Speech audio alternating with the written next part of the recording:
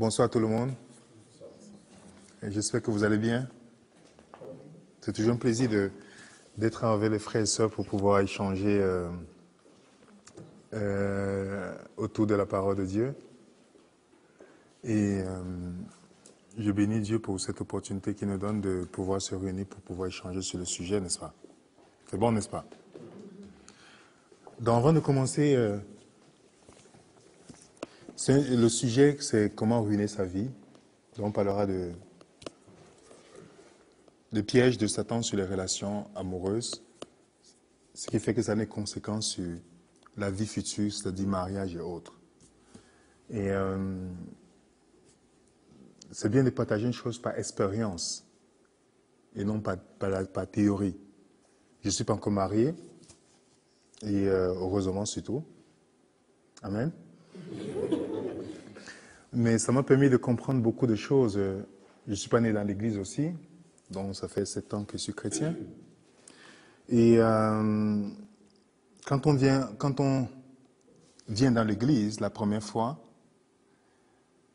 on nous demande de sortir de Babylone, n'est-ce pas? C'est pas vrai? Mais Babylone ne sort pas en nous directement. C'est pas vrai? C'est une marche progressive. On peut avoir certains endroits dans notre vie où directement cette Babylone est sortie rapidement, mais les d'autres aspects où ça va prendre un processus. Et dans ce processus, j'ai pu, comme toute personne, quand on marche dans la marche chrétienne, commettre des erreurs. Vous n'avez pas encore commis d'erreurs? Donc, commettre des erreurs et qui, à la fin, pour moi, ça devient comme des leçons dans la vie. Vous comprenez? Donc, j'ai eu à côtoyer des personnes dans ma vie et que ce n'est pas nécessairement bien terminé. Pourquoi? Parce que je n'avais pas la notion, c'est quoi la vraie notion biblique sur la relation amoureuse. Vous savez ça? Donc, et quand on n'a pas la vraie notion, c'est difficile, surtout quand on vient du monde, on confond aujourd'hui la relation avec la romance d'après le monde. C'est ce qu'on essaie, même si on est chrétien, mais notre image de la relation est calquée selon le modèle du monde. Mais qu'est-ce que Dieu dit sur le sujet? Qu'est-ce que Dieu veut que nous comprenions sur le sujet des relations amoureuses? Pourquoi ça devient un piège si important que l'ennemi travaille en temps plein pour pousser les jeunes à se marier? Pourtant, sûrement, ils n'étaient pas préparés à ça. Le mariage est une chose plus importante même que l'achat d'une maison, d'une voiture et autre chose. Vous n'êtes pas convaincu? Le sujet du mariage, la famille a existé avant toutes sortes de choses qui existaient. La famille existe même avant l'Église. Parfois, on a toujours dans notre esprit, pensant que l'Église vient avant la famille, mais l'Église est constituée de familles. Donc, s'il y a parfois le désordre dans l'Église, c'est parce qu'il y a le désordre dans les familles. Et si on veut restaurer une Église, on doit commencer à restaurer les familles. Donc, on peut acheter une maison, n'est-ce pas? Mais pas un foyer. C'est pas vrai? Et il y a beaucoup de personnes qui se marient, mais non, comment on n'a pas eu la notion, on peut m'acheter une belle maison, acheter une belle voiture, tout ça, finalement, notre voiture dure même plus longtemps que notre mariage. Nos crédits durent plus longtemps même que notre mariage. Et c'est pourquoi j'aimerais qu'on puisse parler sérieusement en se regardant droit dans les yeux et en pensant nous-mêmes se poser les vraies questions. Quel est l'appel de Dieu sur ce sujet?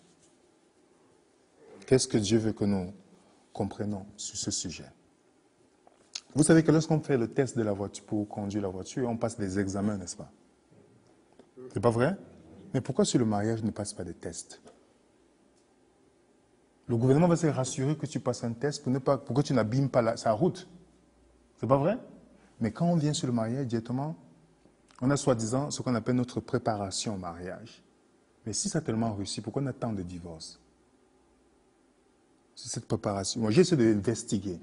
Avant d'aller dans la Bible, j'essaie d'investiguer comment on fait la préparation au mariage aujourd'hui. J'ai vu les tests psychologiques qu'on utilise dedans. Une des choses que j'ai vu, c'est le test de personnalité. On appelle ça comment? De compatibilité. Tempérament, vous appelez ça quoi? Oui, il y a des noms différents, mélancolique, flegmatique, toutes ces choses. Et j'ai essayé de me poser la question, qu'est-ce que la Bible dit sur le sujet? Est-ce que dans le ciel, il y aura les brebis flegmatiques? Il y aura des brebis mélancoliques? Et donc dans le ciel, il y aura un endroit divisé. Est-ce que c'est ça que ça va se passer? Non. Dans la Bible, c'est soit tu es converti ou tu n'es pas converti. Deux personnes converties doivent s'entendre. Ça, c'est une certitude. Notre problème, c'est qu'on reste à la surface du problème même. On ne peut pas à la profondeur qui est le péché. C'est le péché qui nous a mis dans l'état dans lequel nous sommes. C'est pas vrai? Et la solution, c'est Jésus-Christ. Donc, comment alors bâtir une relation d'après le modèle biblique? Parce qu'il y a beaucoup de divorces dans notre communauté aujourd'hui. Quoi qu'on dise, le taux de divorce va d'une manière croissante. Il progresse au fur et à mesure. J'étais récemment dans un pays, je ne veux pas citer le nom, les gens sont mariés, ils n'ont pas fait 3 mois, les deux jeunes sont en train de divorcer.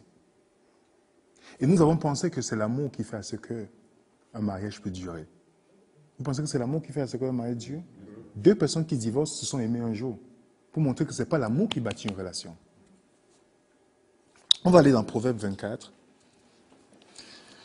Proverbe chapitre 24.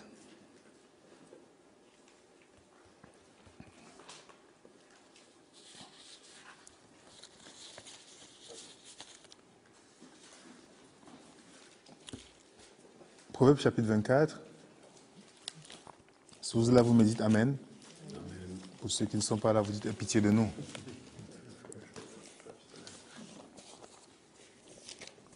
Proverbe 24. Le verset 3 à 5. Ça, c'est l'homme sage, Salomon. Vous savez, Salomon a tellement connu beaucoup de personnes, beaucoup de femmes dans sa vie. Et dans le verset 3 à 5, Salomon nous dit, c'est pas la sagesse qu'une maison s'élève. Vous comprenez ici? Vous comprenez ça, mes frères et sœurs? C'est pas la sagesse qu'une maison s'élève, car et par l'intelligence qu'elle s'affermit. C'est pas la science que les chambres se remplissent de tous les biens précieux et agréables. Je vais m'arrêter sur ce point-là. Qu'est-ce que Salomon nous dit ici? Comment est-ce qu'on bâtit une maison? Ce n'est pas la sagesse, n'est-ce pas? Est-ce qu'il a dit que ce n'est pas l'amour? Ce n'est pas l'amour qui bâtit une relation. C'est la sagesse. La sagesse, c'est quoi maintenant? C'est l'information que Dieu nous donne et qui veut que nous appliquions. C'est pas vrai? Est-ce qu'on est d'accord là-dessus? Si on n'est pas d'accord, vous me dites, mes frères et sœurs. Il ne cite pas l'amour pour bâtir une maison ici.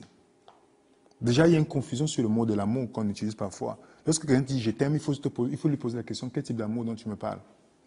Parce qu'il y a 4 types d'amour. Il y a l'amour éros, qui est l'attirance d'un homme vers une femme, vice-versa. Il y a l'amour storge, dont parents, vous connaissez les parents avec les enfants. Il y a l'amour philéo, fraternel. Et le dernier, c'est l'amour agapé, qui est l'amour suprême, l'amour désintéressé. C'est cet amour-là qui dure longtemps, qui n'est pas basé sur les émotions et autres choses, mais qui est sur une décision. Donc lorsque quelqu'un dit « je t'aime », posez-vous la question « de quel amour dont tu me parles ?» C'est pas vrai? Parce que la Bible nous dit que l'amour ne périt jamais. Donc si tu as arrêté d'aimer quelqu'un un jour, ce n'était pas l'amour. Parce que l'amour ne périt jamais. C'est clair pour tout le monde? Donc, ce n'est pas la sagesse qu'on bâtit la maison. Ce n'est pas la sagesse. Donc, c'est quoi la sagesse? C'est l'information que Dieu nous donne dans la Bible. On a le manuel ici, là, devant nous. Le manuel. Dieu nous dit, voilà le manuel, étudie. Lorsque tu vas comprendre, là, tu pourras te marier. Qui a déjà ouvert son téléphone dans une boîte Vous voyez toujours la notice, n'est-ce pas? On dit lis d'abord avant d'utiliser le téléphone. Mais qu'est-ce que nous voulons faire? On enlève la notice, on veut d'abord utiliser le téléphone. Et puis on se met devant, on s'aligne pour aller à la garantie. Pour dire, ah, j'ai la garantie, arrangez mon téléphone. Mais si on lit la notice, on va éviter beaucoup d'erreurs. Et Dieu, justement, qui est le manufacturier, c'est le seul encore qui peut nous expliquer c'est quoi le mariage. Aucune société, aucun psychologue, aucun conseiller, aucun ministre, aucun pasteur, aucune personne ne peut nous donner la vraie définition du mariage que ce que la Bible nous donne. Ce n'est pas la société qui a inventé le mariage, c'est Dieu. Cette institution, c'est Dieu qui l'a inventée. Donc si on veut comprendre réellement, nous on se tourne vers qui? Vers Dieu. On se tourne vers le Seigneur. Je vais aller avec vous dans un texte dans la Bible. C'est dans Matthieu 19. Matthieu chapitre 19. Oui, Matthieu chapitre 19. Où on pose une question à Jésus-Christ. Je vous dis, mes frères et sœurs, j'aurais préféré qu'on me montre ça quand je suis devenu chrétien. Il y a des choses que je n'aurais jamais fait dans ma vie. Bon, heureusement que je ne suis pas marié, parce que imaginez si j'étais marié. Tout ce que j'allais subir. À partir du verset, quelqu'un va lire, parce qu'on est en train d'étudier ensemble. C'est pas, comme j'ai dit tantôt, c'est pas une prédication. Moi, je préfère qu'on puisse échanger. Matthieu chapitre 19. Quelqu'un peut lire le verset 1er au verset 6, s'il vous plaît. Lorsque Jésus eut achevé ses discours, il partit de la Galilée et se rendit aux confins de la Judée ou de la Galiléa. De grandes foules le suivirent et là il les guérit. Les pharisiens l'abordèrent et dirent pour l'éprouver, est-il permis à un homme de répudier sa femme pour n'importe quel motif? Il répondit, n'avez-vous pas lu que le Créateur au commencement fit l'homme et la femme et qu'il dit, c'est pourquoi l'homme quittera son père et sa mère et s'attachera à sa femme et les deux deviendront une seule chair. Ainsi, ils ne sont plus deux, mais une seule chair. Que l'homme ne sépare donc pas ce que Dieu a uni. Vous voyez ça?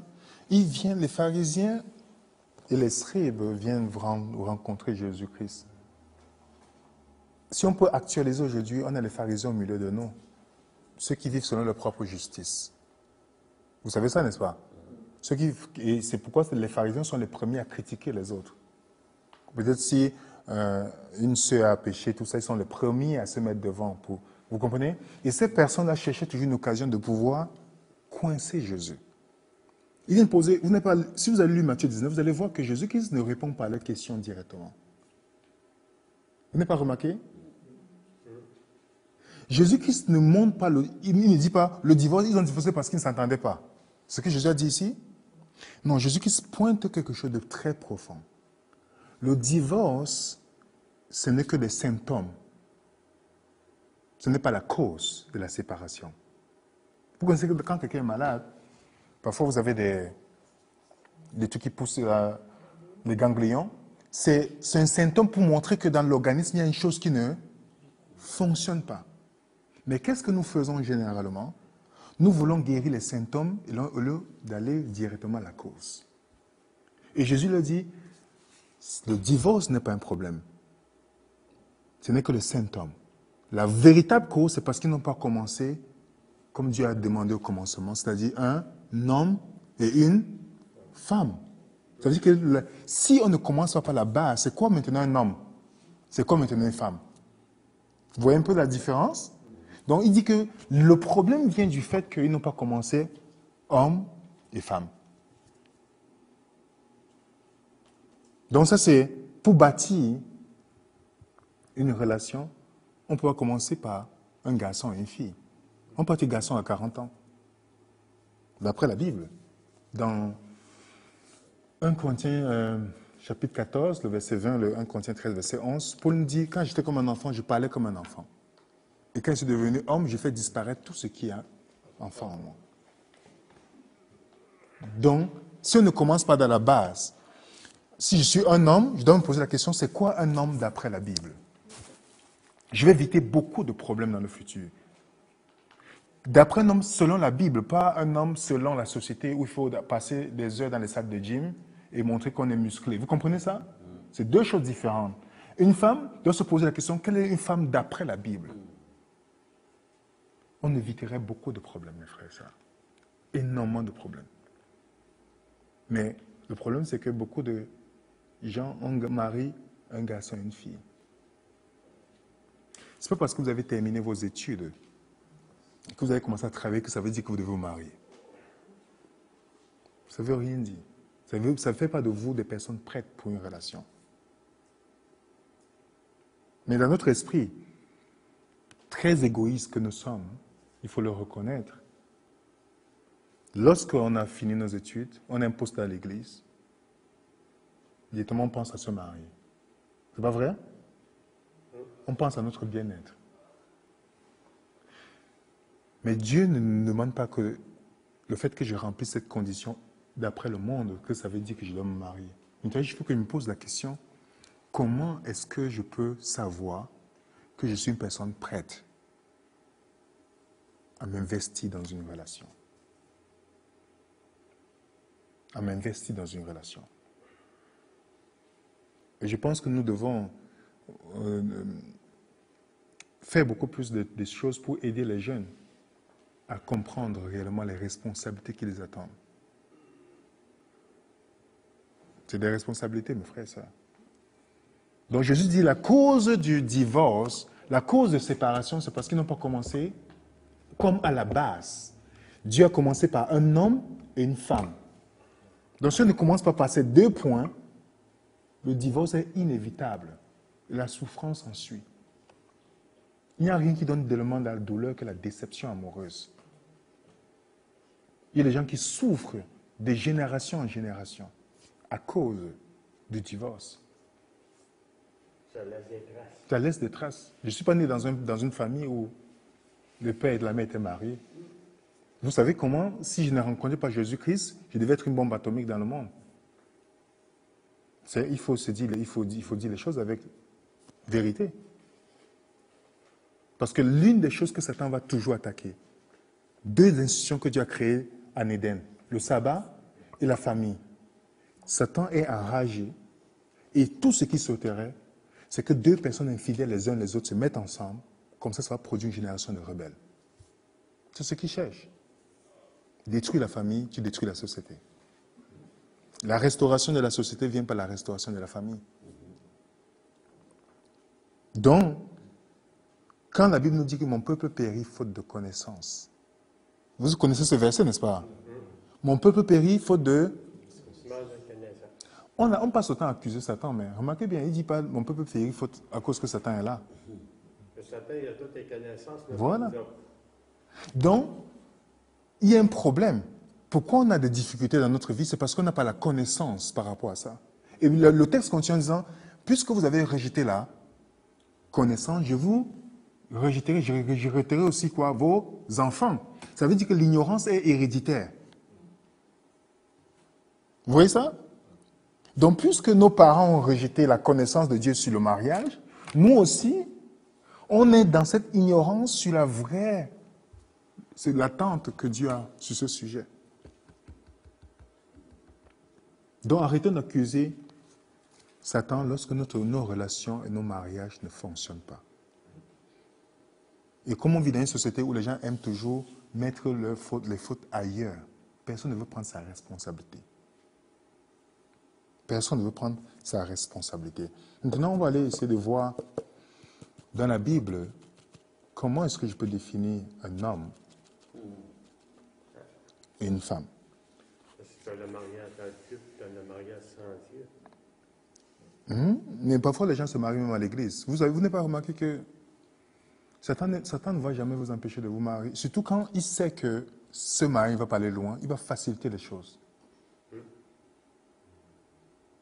Parce qu'il sait que lorsque vous êtes marié, ça sera difficile. Ça peut vous impacter toute votre vie. Toute votre vie. Les gens se marient devant le pasteur, mais pas te divorcer devant l'avocat, le juge. Vous ne trouvez pas que c'est incohérent? Pourquoi ils ne s'habillent pas de la même manière, comme ils sont habillés, pour venir devant le pasteur pour dire on divorce? Vous avez vu quelqu'un faire ça? Pas encore. Tu te maries devant Dieu, et tu peux divorcer devant les hommes. Alors, retournons à la fondation, alors, parce que Jésus-Christ nous a envoyés où? La Genèse. La Genèse de tout. C'est pas vrai? Donc, si vous comprenez la Genèse du mariage, on part où? Dans Genèse. Parce que notre but, mes frères et sœurs, nous sommes les citoyens du ciel. Notre standard n'est pas un standard du monde. Donc, arrêtons de lire les Kim Kardashian et toutes ces choses-là, pensant que c'est comme ça qu'on doit prendre une relation. Nous sommes les citoyens du ciel. Et n'oubliez pas aussi qu'en tant que citoyen du ciel, vous avez vu quand un pays a colonisé un autre pays. Par exemple, en Angleterre, tous les pays que l'Angleterre a colonisés, ils conduisent à gauche, n'est-ce pas? Vous n'avez pas remarqué ça? Pourquoi? Voilà, parce que toute la loi, la façon qu'il fonctionne, c'est pourquoi Jésus-Christ n'a jamais demandé à ceux qui le suivent de prier pour aller au ciel. Que ton règne vienne, n'est-ce pas? C'est-à-dire, on doit influencer la terre par la culture du ciel. Ce n'est pas le monde qui doit nous influencer, c'est nous qui devons influencer le monde par la culture du ciel. Donc en vivant selon les standards de Dieu. Donc nous allons maintenant aller dans Genèse. Genèse.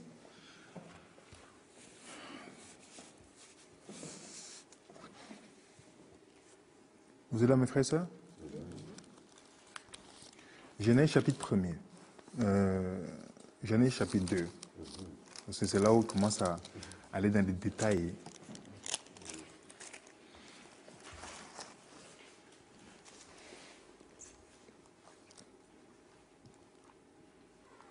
Donc c'est un sérieux business qu'on est en train de parler là, mes frères et sœurs.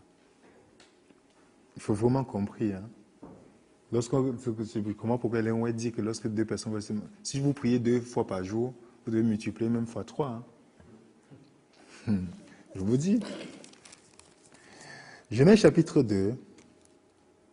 Nous allons commencer au verset 7. L'Éternel Dieu forma l'homme de la poussière de la terre.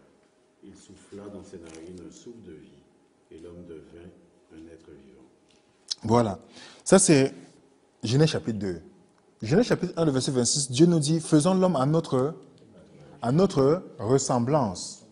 Donc, on voit le pluralisme dans l'unité. Faisons l'homme, pas à nos images, mais à notre image. Et on dit dans le verset 27, il fit l'homme et la femme. Plus tard, il dit, allez, multipliez-vous.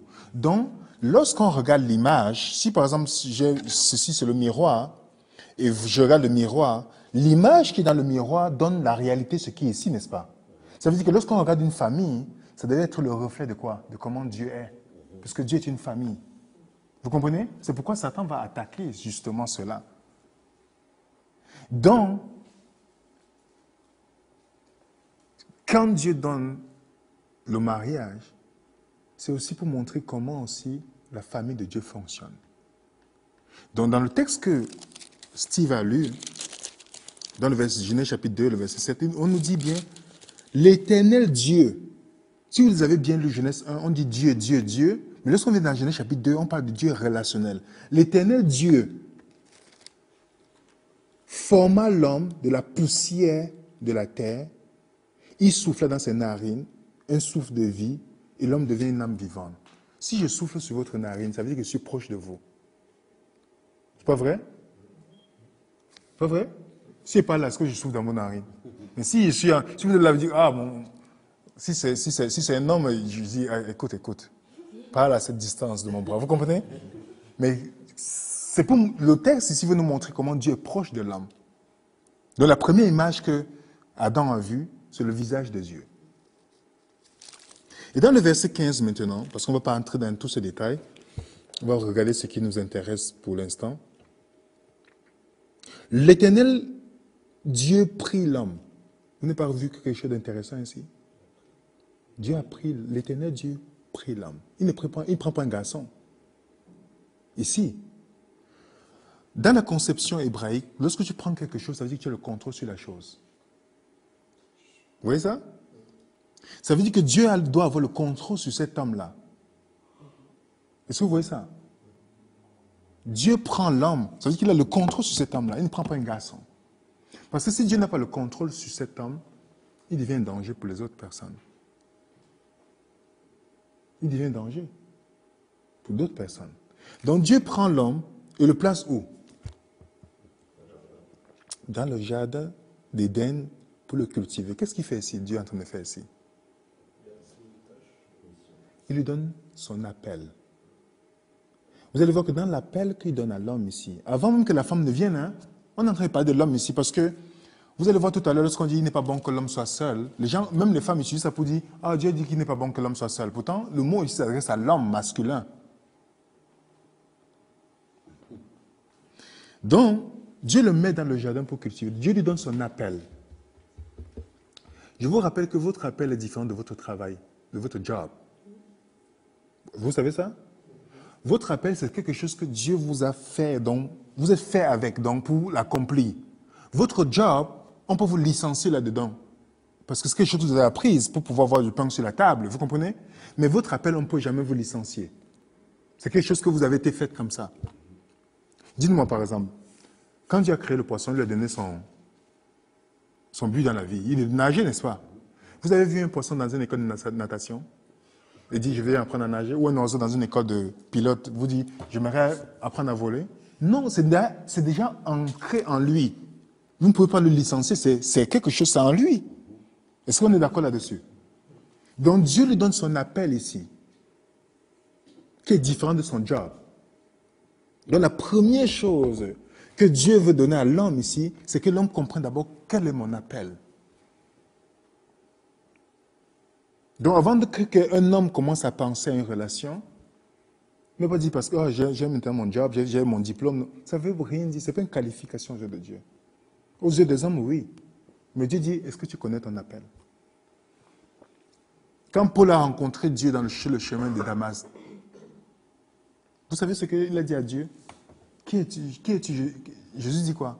Je suis Jésus, que veux-tu que je fasse? Il voulait savoir son appel. Mais Dieu ne l'a jamais dit. C'est après 3 ans qu'il a connu son appel. Si vous étudiez bien, vous allez voir. Donc, première chose que l'homme, dont les filles, notez bien ça, lorsqu'une personne veut vous parler, la première chose que vous devez lui demander, c'est pas « Tu es beau, quel est ton compte bancaire ?» Non, quel est ton appel? Quel est ton appel? Parce que si tu dis « Je ne sais pas », tu dis « Mon frère, continue ton chemin. » Continue ton chemin. Est-ce que vous comprenez? C'est très important. C'est pas où il est cute. Non, non, non, non. Satan est cute. C'est pourquoi les gens le suivent. Donc, Dieu a le contrôle de cet homme, premier point. OK?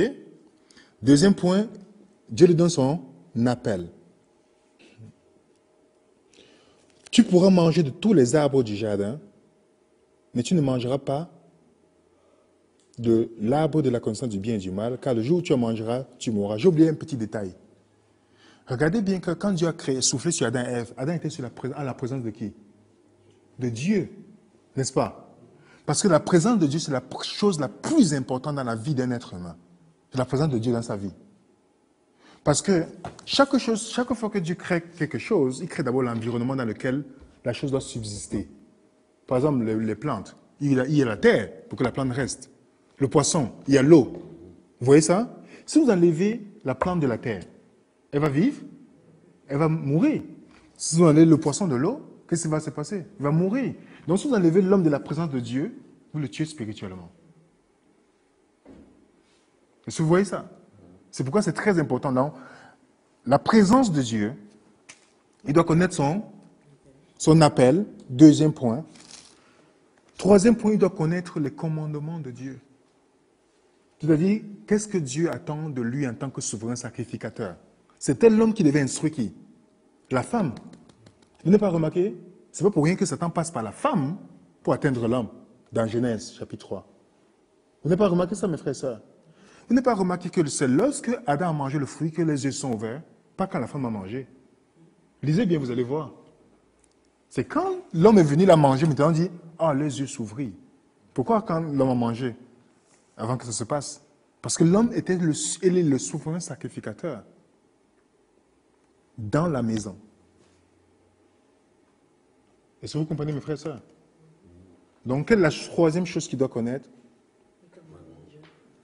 C'est-à-dire la volonté de Dieu en tant que souverain sacrificateur. Lorsque David est en train de mourir, il dit à son fils, je vais aller avec vous avant de revenir. C'est dans 1 Samuel, je pense. Non, 1 roi. C'est très intéressant la recommandation qu'il lui donne. J'aurais souhaité avoir un père comme David. Hein. Comme ça, il me dit ça directement là. Et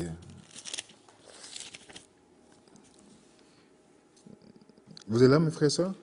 Dans le verset 1 roi chapitre 2, regardez ce que David dit à David. À partir du verset 1er, je vais lire. David dit à Salomon. David approchait du moment de sa mort. Il donna ses ordres à Salomon, son fils, en disant, « Je m'en vais par le chemin de toute la terre. Fortifie-toi, sois comment? Un homme. » Il continue, la transition est là. « Observe les commandements de l'Éternel, ton Dieu, en marchant d'après ses voies et en gardant les lois et les ordonnances, ses jugements et des préceptes selon ce qui est écrit dans la loi de Moïse, afin que tu réussisses dans tout ce que tu feras, partout où tu te tourneras, afin que l'Éternel accomplisse cette parole qu'il a prononcée sur moi. » Est-ce que vous comprenez, mes frères et sœurs? Qu'est-ce qu'il dit être un homme, c'est quoi? Connaître la volonté de Dieu dans les commandements de Dieu. C'est bon pour tout le monde? Donc, pour récapituler, avant qu'on ne continue, l'homme est à la présence de Dieu, n'est-ce pas? Il doit connaître les commandements de Dieu, il doit connaître son appel.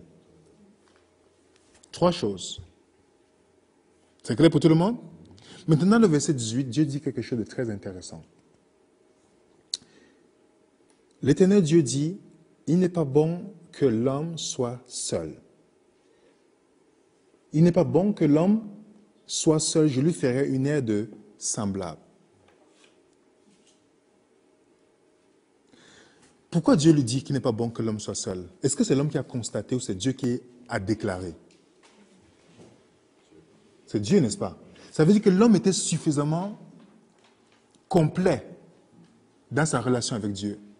Il n'a pas besoin d'une autre personne pour le compléter, comme on dit souvent, voilà ma moitié. Comment on peut entrer dans une relation à moitié? Ça n'a pas de sens. C'est pas vrai? C'est Dieu qui a dit n'est pas bon. C'est pas Adam qui a dit, Seigneur, tu vois, je n'ai rien ici. C'est Dieu qui l'a poussé à réaliser. Donc, Adam était tellement consumé dans sa relation avec Dieu qu'il a fallu que Dieu l'interrompe pour amener quelqu'un dans sa vie. Vous comprenez ça? Parce que quand on veut être dans une relation, c'est un choix. Ce n'est pas une nécessité. Lorsque ça devient une nécessité, c'est qu'on a un problème à résoudre d'abord avec Dieu. Tu vois, les gens disent, il n'y a pas assez d'hommes dans l'église, je vais aller chercher ailleurs. La personne a un problème psychologique. Il faut l'amener à Jésus. Vous savez ça? C'est une réalité. Parce que, et c'est pourquoi dans ces relations-là, les gens se disent, tu es le soleil de ma vie, si tu me quittes, je suis mort. Comment quelqu'un peut être le soleil de ta vie? C'est Jésus qui doit être notre soleil. Ça veut dire que si la personne, il n'y a pas le soleil, tu es dans les ténèbres. Donc, comment tu donnes la possibilité à quelqu'un d'être le centre de ta vie? Vous vous rendez compte? Et la plupart des personnes comme ça sont insécures. Il y a une insécurité qu'ils n'ont pas résolue avec le Seigneur Jésus-Christ. Et quand tu as cette insécurité, ça veut dire que tu ne t'apprécies pas à ta juste valeur. Tu ne connais pas ta valeur que Dieu a payée sur la croix pour toi. Je ne veux pas utiliser le mot estime de soi parce que ça vient d'un thème psychologique. Je veux parler de valeur de soi. La valeur que nous avons est déterminée par celui qui est prêt à payer le prix. Lorsque vous partez acheter les vêtements dans le magasin, vous ne remarquez pas que les gens qui entrent, parfois vous voyez un vêtement qui c'est laid, la personne achète. Même malgré le prix. C'est pas vrai? Pourquoi? Parce que la valeur de quelque chose est déterminée par celui qui est prêt à payer le prix. Donc, qui nous a payé? Qui nous a racheté? Il nous a estimé que même que sa propre vie. Donc, si on ne comprend pas cela, on sera toujours insécure. Il ne nous a pas racheté parce qu'on était bien. Il faut qu'on comprenne ça. Parce que Dieu n'est pas comme vous et moi lorsqu'on achète des appareils sur Amazon et lorsqu'on ça vient et puis on se rend compte que c'est tombé en panne. Vous comprenez? Dieu nous a acheté sachant qu'on était en panne. Vous comprenez? Il a dit, je vois ce qu'ils peuvent devenir si demain en moi. C'est ça que Dieu regarde. Donc, si quelqu'un se met dans une relation, par insécurité, ça va se manifester que la personne est à la recherche d'un homme ou l'homme est à la recherche d'une femme tout le temps. Ça se manifeste par ce point-là. C'est parce que j'ai besoin d'une chose, plus Jésus pour être heureux. Vous n'avez pas remarqué? Si vous avez besoin de quelqu'un dans votre vie, plus Jésus pour être heureux, c'est cette chose qui est votre Dieu, ce n'est pas Jésus. C'est pourquoi nous considérons Jésus-Christ comme un consultant aujourd'hui et non comme notre roi. On le consulte quand ça nous arrange. J'ai prié, Seigneur, j'ai prié. Donc, si vous ne connaissez pas votre valeur de vous-même, si vous avez encore peur vous avez besoin de certaines choses pour paraître la norme devant la société, et non de chercher à ressembler au standard de Jésus-Christ, vous avez un gros problème. Et qui dit problème, il y a une solution en Jésus. La Bible nous dit, aime ton prochain comme toi-même. Comment je n'arrive pas à m'aimer, à accepter comment je suis, mais je veux être dans une relation. Donc il y a des gens qui ne s'aiment pas, mais ils veulent que quelqu'un d'autre aime quelque chose qu'ils n'aiment pas. Vous vous rendez compte? Tu entres dans une relation, et parfois certaines filles, elles disent, elles parlent entre elles, hein. Ah, je suis très moche, je ne suis pas très belle, je ne pense pas que les garçons peuvent me regarder. Mais si tu passes à côté, tu dis tu es moche, elle va se fâcher. Tu vois? Mais elle vient de le dire. Mais elle veut qu'une autre personne puisse aimer ce qu'elle n'aime pas en elle-même. Vous vous rendez compte? C'est ça notre problème. Il faut que j'apprenne à dire, j'ai une valeur aux yeux de Jésus-Christ. C'est ça, ma valeur est sur le prix qu'il était prêt à payer pour moi. C'est ça ma valeur. Donc, aucune chose que vous allez dire sur moi, vous allez penser, tout ça va changer ma conception. J'ai la valeur aux yeux du Créateur de l'univers. C'est suffisant. Donc, avec ça, aucun garçon ne va vous perturber. Si quelqu'un vous passe dans le métro, ah, tu es jolie, il ne faut pas commencer à rougir. Je dis, mon frère, passe ton chemin. Jésus-Christ me l'a dit déjà ce matin. Parce que tu es sécure. Vous comprenez? Vous n'avez pas besoin que quelqu'un d'autre vous donne une appréciation extérieure. Tu es sécure. Et c'est ça qu'il nous manque. C'est pourquoi un petit truc, clin d'œil, tout ça, on est à tomber. Parce qu'on attend quelqu'un d'autre, l'approbation d'une personne, pour sentir qu'on a de la valeur. Personne ne peut vous donner une valeur, aucun être humain. Il n'y a que Dieu. Il n'y a que le sacrifice qui est en Jésus-Christ qui peut être pour nous une source de valeur, qui nous donne de la valeur. Donc, retournons dans Genèse 2. Il n'est pas bon que l'homme soit seul. Il n'est pas bon que l'homme soit, en d'autres termes, il n'est pas bon que l'homme travaille seul. Vous n'avez pas remarqué ça? Parce que, il dit, je vais lui faire une aide. Vous savez pourquoi c'est bon pour l'homme de connaître son appel avant de se mettre dans une relation? Parce que Dieu va te donner l'appel l'aide selon ton appel. Imaginez, je fais par année parfois 60 vols, plus de 60 vols par an, et que Dieu m'appelle à voyager. Vous pensez qu'il va me donner une personne qui va dire que je n'aime pas prendre l'avion? Ça n'a pas de sens. Vous comprenez? Parce que ce qui fait que quand un garçon vient parler à une fille, tu lui poses la question, mon frère, quel est ton appel? Comment tu sais que je vais t'aider? Parce qu'on ne peut pas venir aider quelqu'un qui ne fait rien. Il faut que tu sois déjà en train de faire cela. Ton appel, tu sois déjà en train d'accomplir ton appel. Comme ça, la personne vient seulement pour être une aide. Une aide ne veut pas dire qu'elle est moins forte que toi. Vous avez des forces égales, presque égales. Puisque si je vais porter cette table, je ne vais jamais appeler Ivan pour venir porter avec moi. Vous comprenez? Je vais appeler quelqu'un qui a presque une force pareille que la mienne pour porter cette table. Est-ce que vous comprenez, mes frères et sœurs? Donc, il n'est pas bon que l'homme soit seul. Il n'est pas bon aussi que l'homme travaille seul. Mais vous savez que, mes sœurs, je vous dis une chose, votre garantie que vous savez que vous aurez un bon souverain sacrificateur, c'est lorsque vous savez déjà qu'il gagne les âmes. Donc, il fait l'appel, parce que l'appel de Dieu, c'est toujours lié à l'avancement de sa cause. Parce que vous n'avez aucune garantie qu'il va gagner votre famille et vos enfants s'il n'est pas en train de le faire. Vous n'avez aucune garantie. Et remarquez, le texte, je pensais que quelqu'un devait me dire ça. Dans le texte-ci, Genèse 2, verset 18, il ne s'adresse pas à tous les hommes ici. Vous savez à qui Dieu dit n'est pas bon que l'homme soit seul? Non, oui, Adam, mais quel type d'homme? Un homme qui a son appel, qui a la présence de Dieu, qui connaît les commandements de Dieu. Il n'est pas bon que cet homme-là soit seul. Ça veut dire que si... Voilà. Ça veut dire que si vous ne connaissez pas votre appel, vous ne connaissez pas, vous n'êtes pas un bon soin dans la parole de Dieu pour pouvoir transmettre à vos familles, vous n'avez pas la présence de Dieu, il est bon pour vous d'être seul, même si vous avez 40 ans, 50 ans. Parce que vous voyez ça de ce point-là?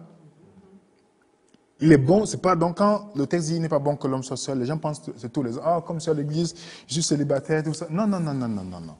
Ça ne veut rien dire. Est-ce qu'il n'est pas bon que ce type d'homme-là soit seul? Ce type d'homme-là. On peut continuer? C'est pas, je vous dis, c'est pas la prédication. Hein. On est en train de faire des échanges et c'est. On n'est pas en train de. Si on partage, je partage aussi des expériences avec vous pour dire, j'aurais souhaité qu'on m'apprenne ça longtemps à l'avance. Quand je suis devenu, vous voyez, je pense qu'on fait la préparation au baptême pour les jeunes, on devait se dire, bon, mon cher, voilà ce qui t'attend. Bon, anyway, il n'est jamais trop tard. Mais la préparation maintenant, ce sont les films de Hollywood. Oui. Donc, c'est pourquoi la Bible, vous savez que ça affecte beaucoup notre conception de relation, tout ce que Hollywood a présenté. C'est pourquoi on base notre relation sur la romance. J'ai les sentiments pour lui, je l'aime. Vous pensez que c'est ça qui va faire que je me marie avec quelqu'un? Parce que l'amour n'est pas... l'amour, c'est comme les montagnes russes. Le type d'amour de romance là. Ça monte, ça descend. Le jour que ça descend, je pars avec notre fille. C'est ça que tu veux me dire. C'est pourquoi dans la Bible, l'amour, c'est un principe. L'amour, c'est un principe. La première qualité de l'amour qu'on décrit dans la Bible, c'est quoi? La patience. En anglais, c'est long suffering. Donc l'amour souffre longtemps. Mais quand l'être que tu aimes te fait souffrir, tu manifestes la bonté. C'est ça, c'est pourquoi la bonté suit. Mais combien de fois on est dans une relation, la personne nous fait du mal, on dit, je veux aussi te faire du mal. Ça veut dire qu'on n'est pas prêt. On n'est pas du tout prêt. C'est pas vrai? L'amour est patient. Donc l'amour souffre longtemps. Un patient qui part à l'hôpital, il est comme ça, non? Il attend que le docteur le consulte. Tu souffres, mais dans la souffrance que l'être que tu aimes te cause, tu manifestes la bonté. C'est ça. Donc posons-nous les vraies questions. Et on va continuer. Après, Dieu fait à ce que Adam se rende compte qu'il est seul. Vous remarquez bien, c'est Dieu qui interrompt Adam. Ça veut dire qu'un homme ne doit pas passer le temps à être à la recherche d'une fille avec qui il va faire sa vie. Vous comprenez? Il doit s'engager dans ce que Dieu l'appelle à faire. Et c'est Dieu qui va l'interrompre. Vous lui dites maintenant, il te faut quelqu'un dans ta vie. Ça veut dire que l'une des meilleures parties de votre vie que vous allez apprendre à être prêt pour une relation, c'est lorsque vous êtes seul. Que vous prenez plaisir à être seul.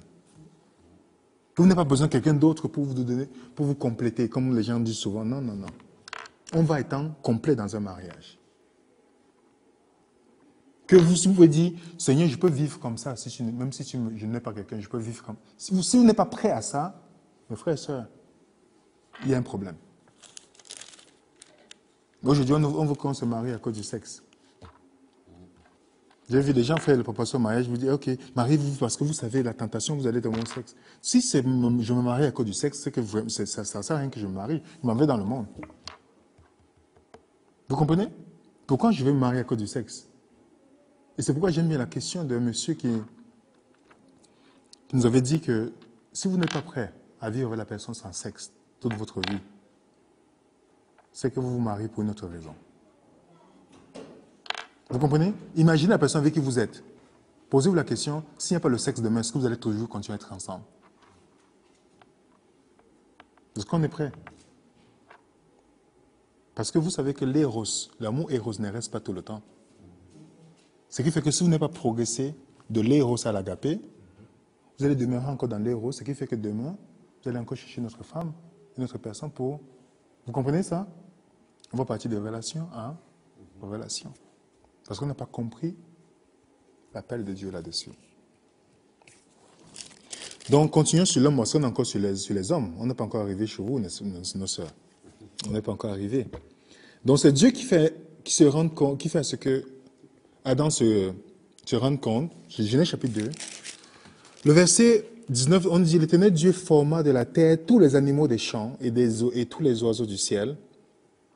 Il les fait venir vers l'homme pour voir comment il les appellerait, afin que tout être vivant porte le nom que lui donnerait l'homme. Et l'homme donna des noms à tout le bétail, oiseaux du ciel, et à tous les animaux des champs, mais pour l'homme, il ne trouva point d'aide semblable. Donc Dieu lui fait à ce qui se réalise, qui réalise quoi. Mais vous savez que le mot, Adam devait pointer les animaux. Le nom, n'est-ce pas? Vous savez que le mot animal en hébreu vous aussi dit à petit. Vous ne savez pas ça? Ça veut aussi dire les appétits. Donc, c'est comme si on veut regarder spirituellement dedans, c'est comme si l'homme doit connaître ses appétits, les faiblesses qu'il a dans sa vie avant d'être dans une relation. Il y a les hommes qui se marient, pourtant ils luttent avec la pornographie. Ils ne font pas du bien à leur femme une fois mariés. Vous comprenez? J'ai des personnes, des personnes que je respecte beaucoup qui me disaient, j'étais marié pensant que ça devait faire ce que je suis plus dépendant de la pornographie, mais ça s'est empiré. Donc, il faut que l'homme connaisse ses appétits en disant à la personne avec qui il fréquente, tu sais, moi je lutte avec telle situation. Donc, tu es là pour m'aider aussi, pour que je puisse progresser.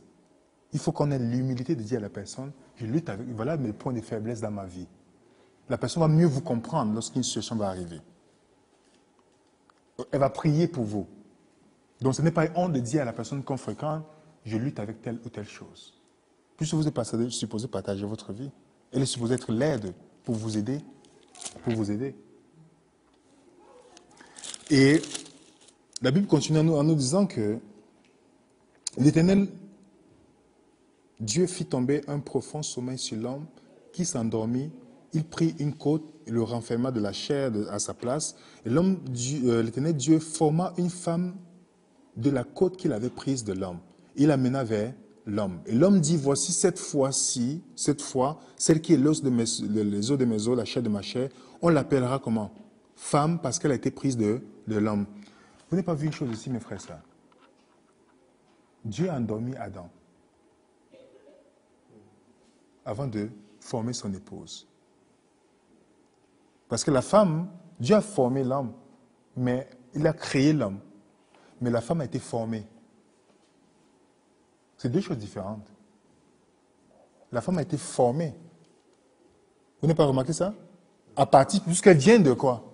De l'homme. On a pris une côte, c'est pas vrai? Pour faire la femme avec. Mais Dieu fait la femme. Qu'est-ce qu'il fait? Il amène la femme avec qui? Il amène Ève. Remarquez bien, il n'a pas fait la femme, il a fait Ève. Il amène Ève avec qui? Vers Adam. Est-ce que c'est Dieu qui a dit à Adam, voilà ta femme? Non. C'est Adam qui a prophétisé en disant, voilà ma femme. Vous comprenez? Les gens qui viennent vous dire que Dieu a choisi telle personne pour moi, ces personnes vous mentent. Ils sont en train d'usurper le nom de Dieu. Dieu ne va jamais choisir quelqu'un pour vous. Le salut choisi pour vous et moi. Hein, mes frères et sœurs? S'il choisit une femme pour vous, un mari pour vous, ça passe mal demain, vous allez vous tourner avec qui? Vous allez commencer à vous fâcher contre Dieu. Dieu, c'est toi qui m'as donné cette personne-là. Jamais. Le salut ne choisit pas. Il te donne la possibilité de choisir. Adam, il a fallu que Adam puisse, sur la lumière de ce que Dieu lui a montré, qu'il puisse reconnaître en elle, quoi? Son épouse. Ça veut dire que nous, les hommes, nous devons savoir c'est quoi ce que Dieu nous attend de nous comme standard d'une femme.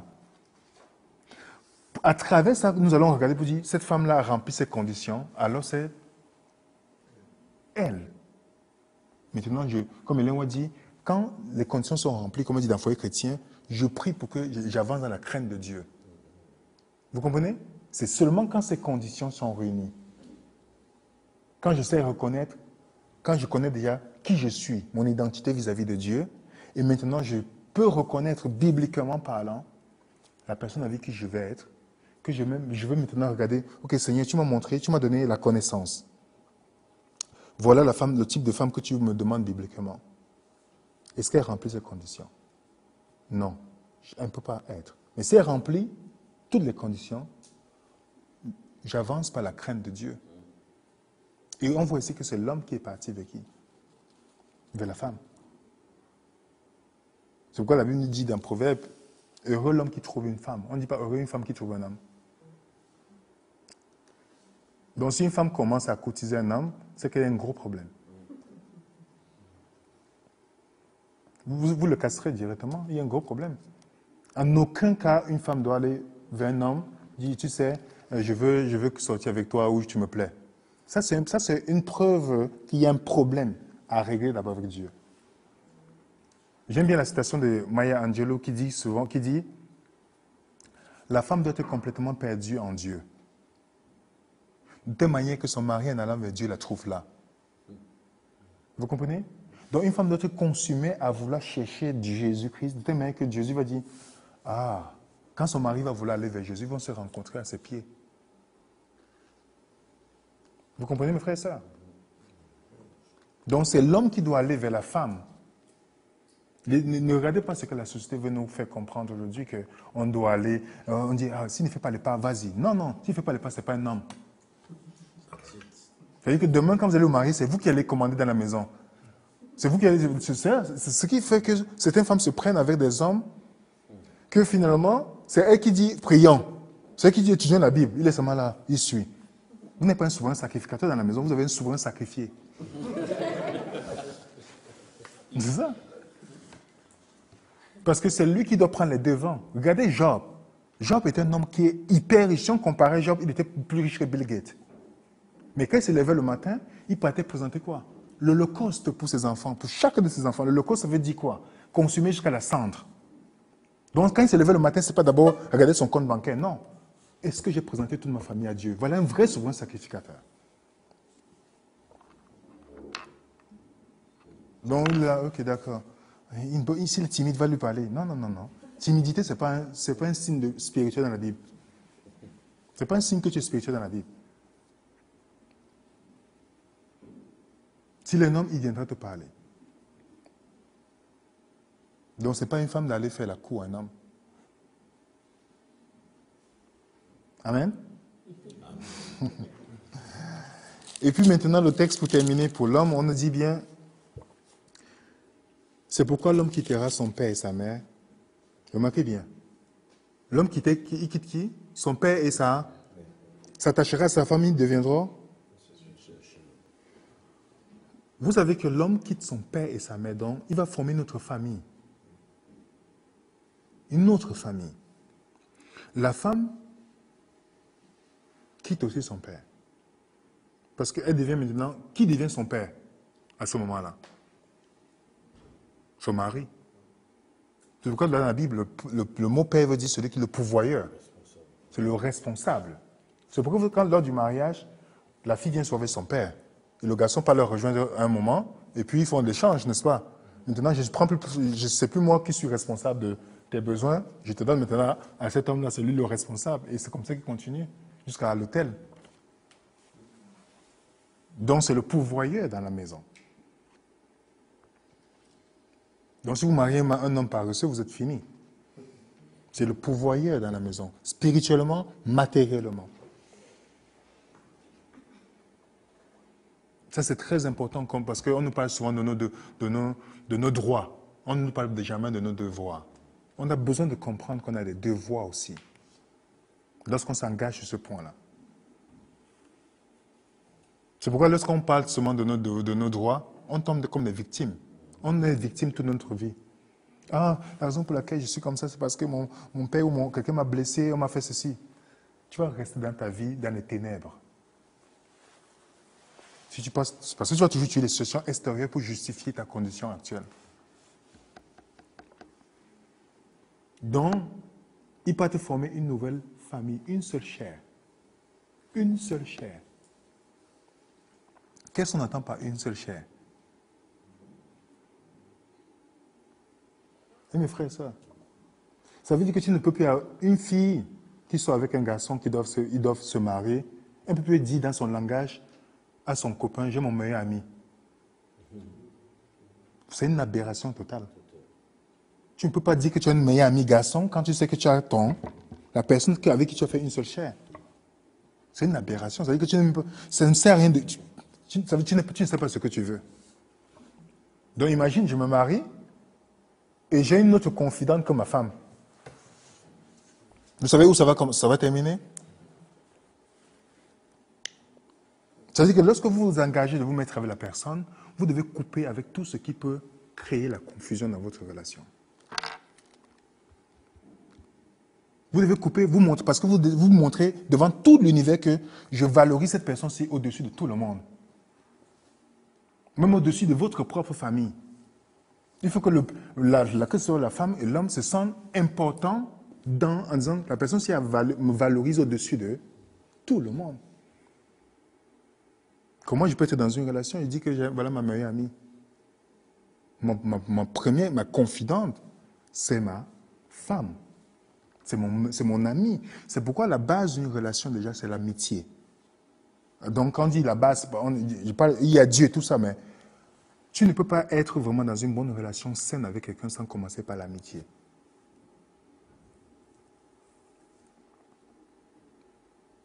C'est vrai, parce que si vous avez commencé par le sexe, votre vie va seulement tourner autour du sexe. Après, vous avez besoin on va aller pigmenter notre relation. C'est ça qui va sortir dans notre tête. Monsieur a commencé sur les bonnes bases. L'amitié, surtout l'amitié chrétienne, c'est basé sur quoi? Autour de la parole de Dieu. C'est les choses spirituelles qui nous attirent. Ça fait une grande différence. Ça fait une très grande différence. Donc quand on devient une seule chair, si déjà on pense à une relation, on doit se poser la question, qu'est-ce qui pourra nuire pour que l'autre avec qui je suis ne se sente pas important?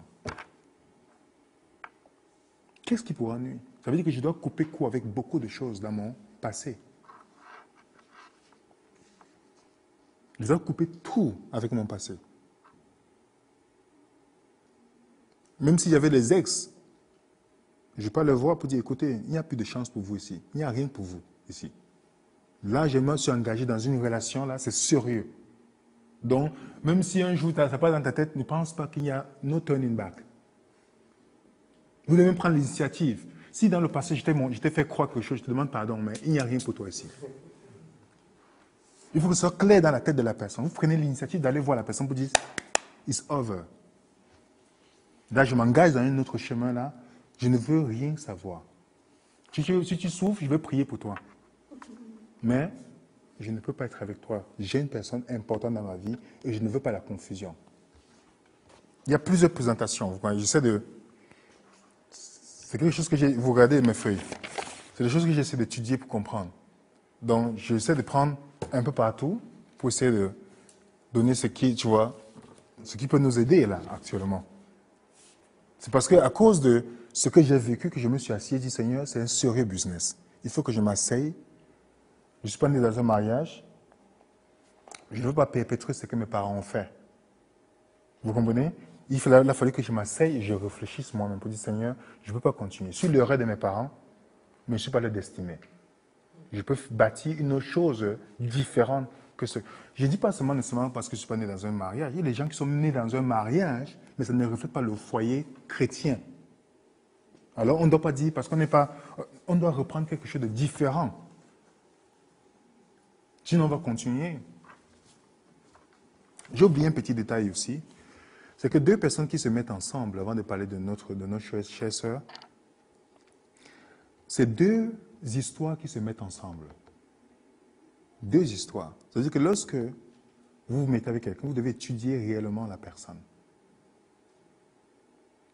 Regardez le passé de la personne. Si la personne a la victoire dans son passé. Parce qu'il y a ce qu'on appelle l'épigénétique. Vous connaissez ça, l'épigénétique? Vous transmettez les gènes à vos enfants, de génération en génération. Mais ça peut se renverser si la personne prend conscience. Si c'est l'épigénétique d'autres maladies, je peux le renverser par mon alimentation. Okay? Si c'est dans le comportement, je peux le renverser si je prends conscience, je me tourne vers Jésus-Christ. Est-ce que vous voyez la différence? Par exemple, C'est quand j'ai commencé à me poser des questions que je me suis rendu compte que beaucoup de choses que je faisais, mon père le faisait. Vous comprenez, vous vous rendez compte, jusqu'à la signature, ça se ressemble. Pourtant, on ne s'est jamais consulté. Tu dis, mais comment c'est possible? La tendance que j'ai, en parlant avec lui, écoute, j'ai tel temps, je l'ai. Donc, c'est là que tu te rends compte qu'il y a les choses que tu as prises de ton père et que maintenant, il faut que tu en discutes, tu parles et que finalement, tu te rends compte, ok, ce n'est pas une bonne chose. Je ne peux pas continuer et je commence à prier pour que Dieu change cela. Sinon, je vais encore entrer dans une relation avec ça. Est-ce que vous comprenez, mes frères et sœurs? Donc, c'est pourquoi ces deux histoires, il faut étudier l'histoire dans quelle famille elle sort. Comment le père se comporte vis-à-vis de la mère. Est-ce qu'elle est affectée par ça, au point où quand elle va venir dans une relation, elle va être traitée aussi comme sa mère traite son père? Vous comprenez? Est-ce que quand la personne s'assoit, elle parle mal des gens? Vous voyez tous ces points. Il faut que vous vous posez les bonnes questions. Ne regardez pas seulement l'amour. Parce qu'il est temps d'ouvrir les yeux avant de se marier. Parce que quand vous vous mariez, vous ne fermez plus. Vos yeux ne peuvent plus se fermer. C'est mieux de les ouvrir dès que vous commencez à fréquenter la personne. Il est préférable d'ouvrir les yeux, se poser la question, quel est son passé, elle lutte avec quoi, quelle est la maladie héréditaire qu'elle transporte. C'est très important. C'est deux passés qui vont se mettre ensemble. Deux passés. Donc si la personne n'a pas pris conscience, si par exemple dans son passé, elle couchait avec les garçons, elle n'a pas pris conscience que c'est une mauvaise chose, qu'elle a commencé à haïr, mon frère, sache que tu es fini. Si le garçon aussi n'a pas pris conscience, ça ne veut pas dire que vous allez rester. Il faut se poser la question, oui, la personne passée, est-ce qu'elle a la victoire? Est-ce qu'elle a changé? Est-ce que vous voyez un changement 360 degrés au fur et à mesure dans la vie de la personne? Est-ce que vous voyez la personne convertie? Parce qu'on parle de joug étranger, je n'ai pas énuméré ça aujourd'hui. Le joug étranger n'est pas seulement quand tu te maries avec un non-adventiste ou une non-adventiste. Le joug étranger se trouve dans l'église. Donc deux personnes qui ne sont pas converties. Tu veux faire la volonté de Dieu, tu es marié avec quelqu'un qui n'est pas converti, c'est le joug étranger aussi. C'est le joug étranger. Donc, c'est plus tard que je me suis rendu compte aussi de ça. Et on pensait, oh, joug étranger. Quand je suis venu à l'église, oh, elle est adventiste, alors on commence. Non. Ce n'est pas parce que la personne est adventiste que ça veut dire qu'on peut se marier.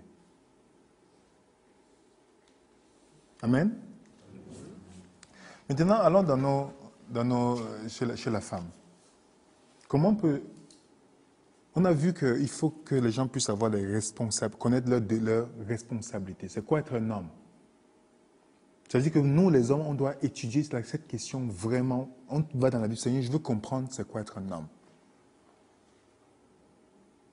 Parce que Dieu ne va pas vous donner une femme parfaite. Vous savez ça? Est-ce que vous savez ça, mes frères et sœurs? C'est Adam qui a fait de Ève son épouse. Donc ça veut dire qu'il devait, dans son influence, l'amener à atteindre ses objectifs. Je vais lire avec vous parce que ça semble confus. Allons dans Éphésiens chapitre 5.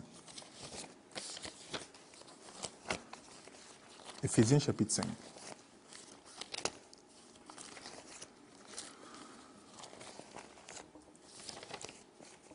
Vous êtes là, mes frères et sœurs?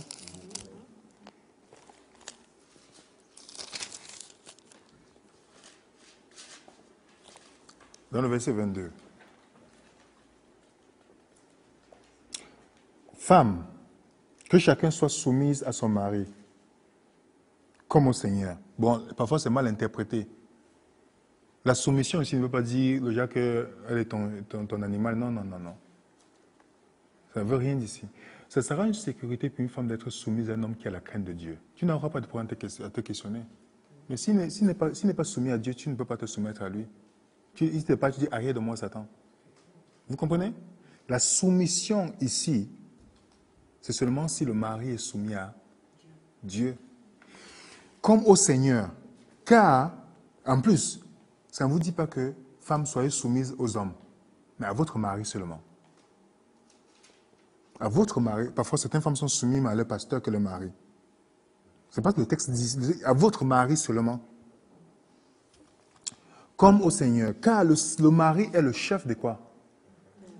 Comme Christ est le chef de l'Église, qui est son épouse, qui est son corps, dont il est le sauveur.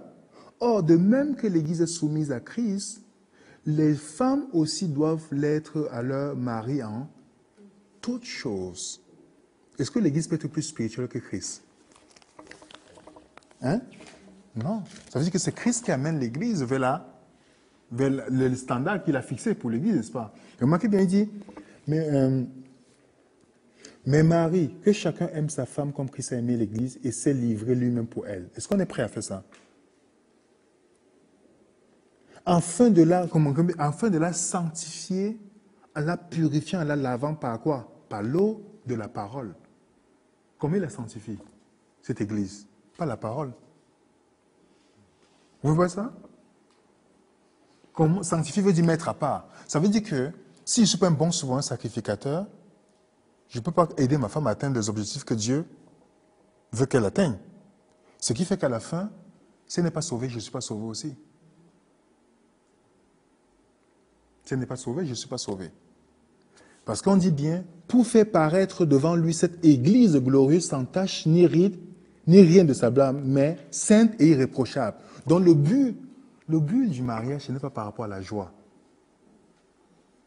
Ou comme on dit happiness, ce n'est pas par rapport à ça, c'est par rapport à la sainteté. Si je ne comprends pas la sainte convocation qu'il y a dedans, ça ne sert à rien que je m'engage. Ce n'est pas dire, on va faire les selfies ensemble, on va mettre... Non. Ce n'est pas ceci, c'est par rapport à la sainteté. Parce que le devoir de l'homme, c'est de présenter cette épouse-là sans tache ni ride quand Jésus va revenir. Ça veut dire qu'il y a une responsabilité, mes frères et sœurs. Dans le salut de cette personne-là, votre salut en dépend aussi. Je n'ai pas fait tout ce qu'il faut pour que cette femme-là soit présentée devant Christ sans tache ni ride. Ça veut dire que si vous ne connaissez pas la parole de Dieu, que vous allez l'aider au fur et à mesure, vous êtes mort. Et parfois, tu vois, dans certains couples, c'est la femme qui ouvre la Bible. Le monsieur ne sait même pas où se trouve Philémon. C'est la femme qui dit, ceci, là, c'est notre Nouveau Testament. Que Dieu ait pitié de nous. Est-ce que c'est bon? Donc, allons maintenant chez nos sœurs, chères sœurs. Imaginez un homme qui veut se marier avec une femme qui est dans l'église. Qu'est-ce qu'il doit se poser comme question?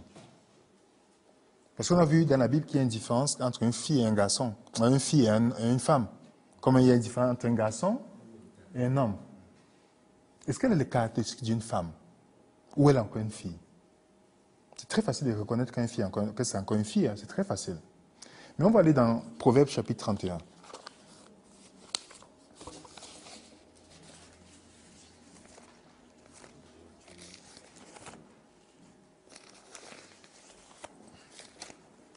Proverbe 31, le verset 10 nous dit, qui peut trouver une fille vertueuse? C'est ça que le texte dit? Qui peut trouver une femme vertueuse? Elle a bien plus de valeur que des perles. C'est Salomon qui parle ici, un homme qui a connu beaucoup de femmes. Qui peut trouver une femme vertueuse? Mes frères et sœurs, qui peut trouver une femme vertueuse? Qui peut trouver une femme vertueuse? C'est la question qui se pose. Ça veut dire qu'on ne la trouve pas n'importe où. C'est comme un diamant. On peut trouver les rochers partout. Mais le diamant, il faut que tu ailles en profondeur. Et la seule femme qu'on a déclarée vertueuse dans la Bible, vous savez c'est qui? Ruth. Lisez bien, vous allez voir, c'est la seule femme déclarée dans la Bible vertueuse. Étudiez le caractère de Ruth avec Boaz, vous allez voir.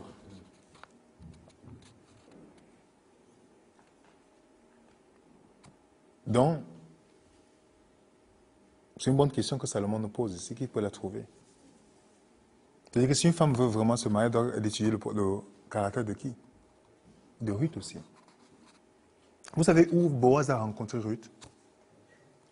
Dans les champs. Vous savez ce que ça signifie? Spirituellement? Ça veut dire que tu la rencontres en train de faire la volonté de Dieu. Le champ, n'est-ce pas? C'est pas là? Le champ, c'est quoi? La mission, non? L'œuvre. C'est là où il la rencontre. Il ne la rencontre pas dans un bar. On est en train de prendre un verre ensemble. Oh, on fait... Non, c'est pas ça. Il la rencontre dans le champ. et il la rachète. Elle devient son épouse.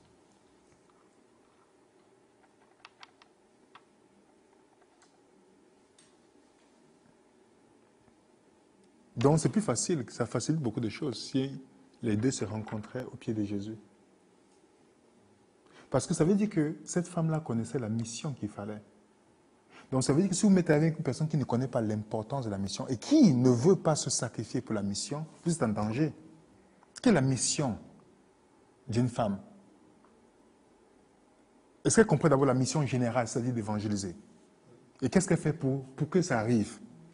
Est-ce que dans le travail où elle travaille, dans l'école où elle étudie, ou partout, est-ce qu'elle est intentionnelle à ce niveau? Est-ce qu'elle se dit, j'aimerais gagner mon voisin, j'aimerais gagner des personnes? Est-ce que c'est sa préoccupation? Ou sa préoccupation, c'est d'avoir son salaire, d'avoir son diplôme? Si la personne ne comprend pas ça, c'est qu'il y a un gros problème. Ça, c'est la mission générale. Maintenant, quelle est la mission spécifique? On ne peut pas fonctionner comme le monde, c'est pas vrai? Ça veut dire que la femme est comme la reine du foyer. En Israël, il y avait le roi, il y avait le souverain sacrificateur. N'est-ce pas?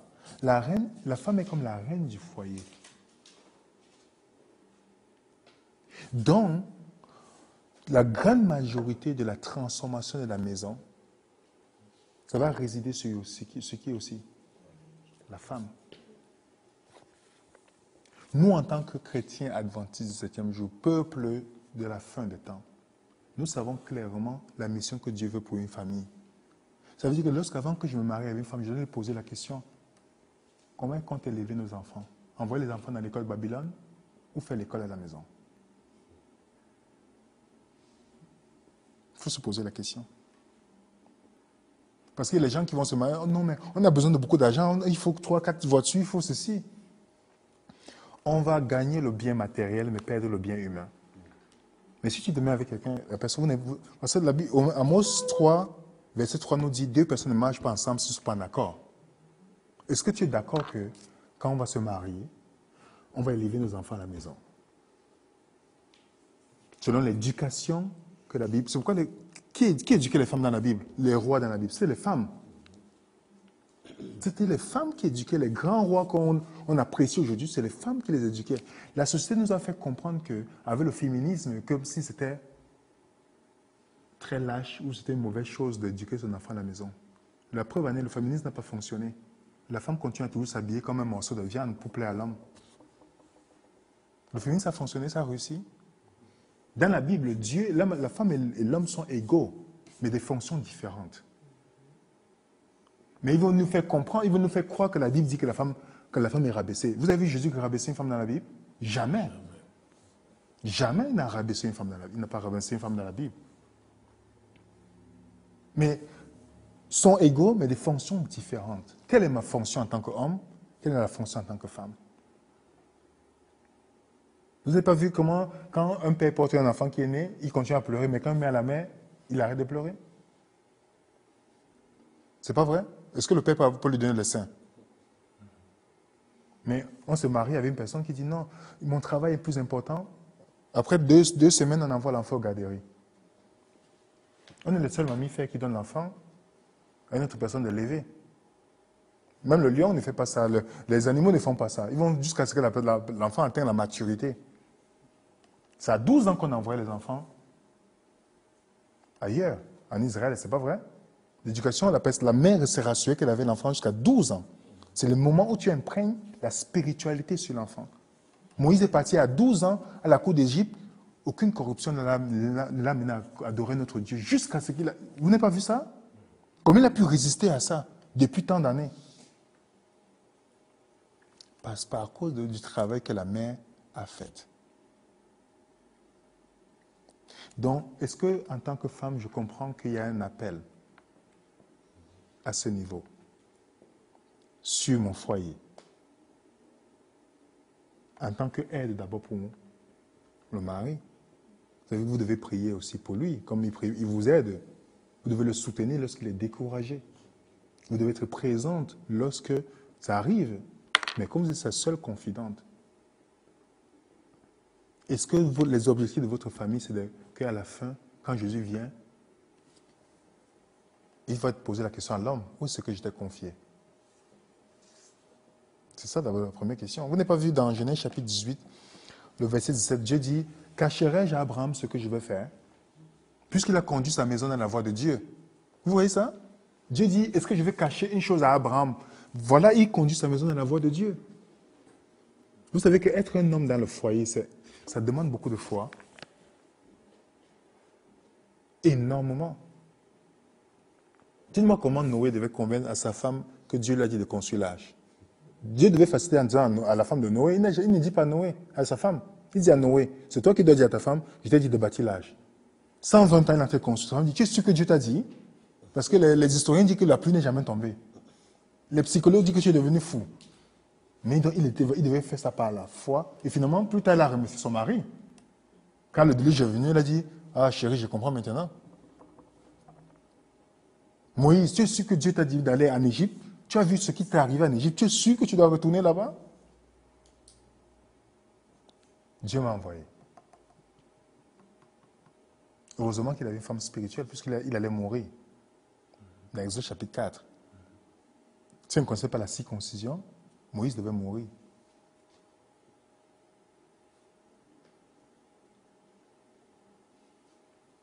Donc, qui peut trouver une femme vertueuse? On dit le cœur de son mari a confiance en elle.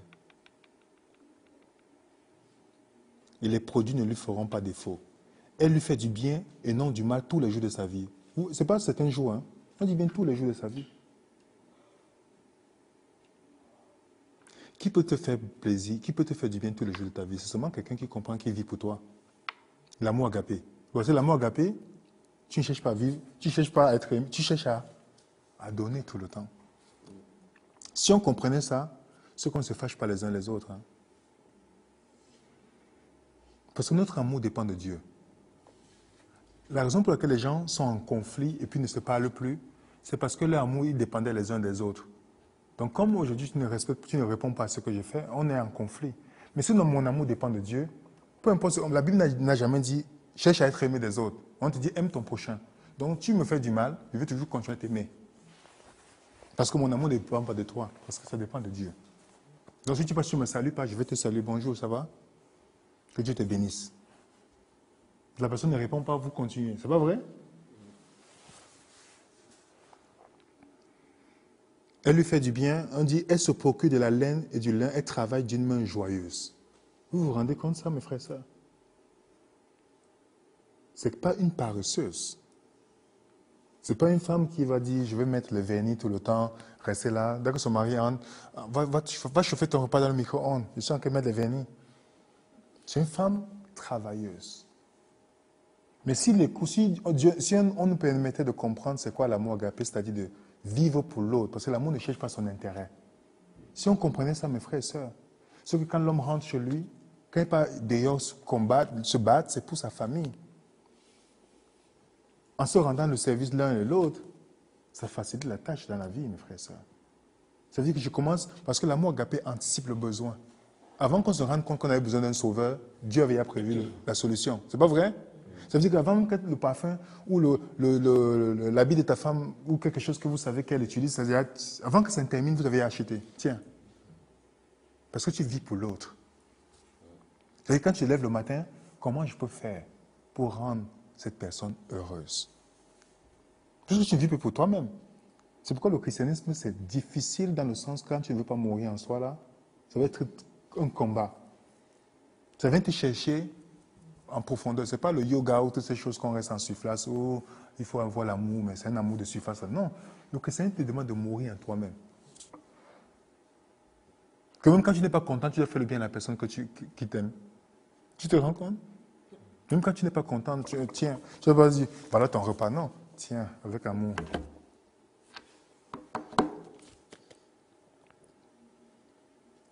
Elle se lève lorsqu'il est encore nuit. Elle donne de la nourriture à sa maison et la tâche à sa servante. Donc c'est une personne qui est organisée dans sa vie.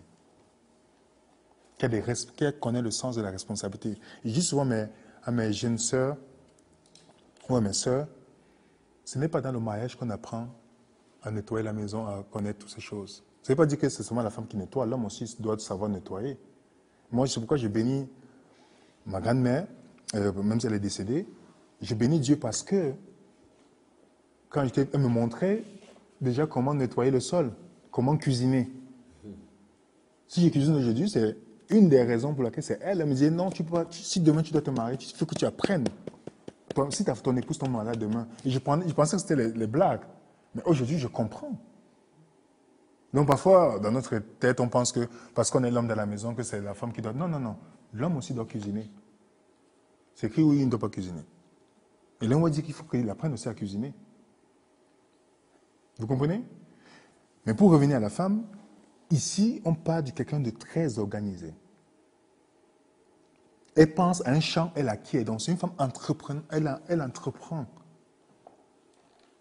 Elle vise loin. Elle sent de force ses reins, elle a fermé les bras, elle sent qu'elle gagne, que ce qu'elle gagne est bon. Sa lame ne se teint point pendant la nuit. Ça veut dire que c'est quelqu'un qui, si ta lame ne se teint pas pendant la nuit, qu'est-ce qui se passe? C'est parce que tu es toujours en alerte pour vérifier que tout se passe bien. Ta lampe n'est pas totalement éteinte.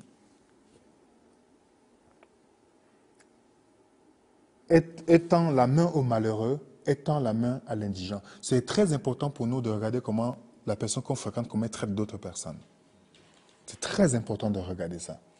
Si vous voyez une femme qui passe son temps à parler mal des gens, qui est toujours dans les histoires, mes frères, prenez les choses, vous allez aussi tomber dans l'histoire. Je vous parle par expérience là. Si vous savez que on te dit, elle était dans telle histoire, lavez les mains, vous partez. Lavez les mains, vous partez. Parce qu'une femme spirituelle n'a pas le temps à s'attarder dans les histoires. Elle n'a pas ce temps-là. Elle n'a pas ce temps.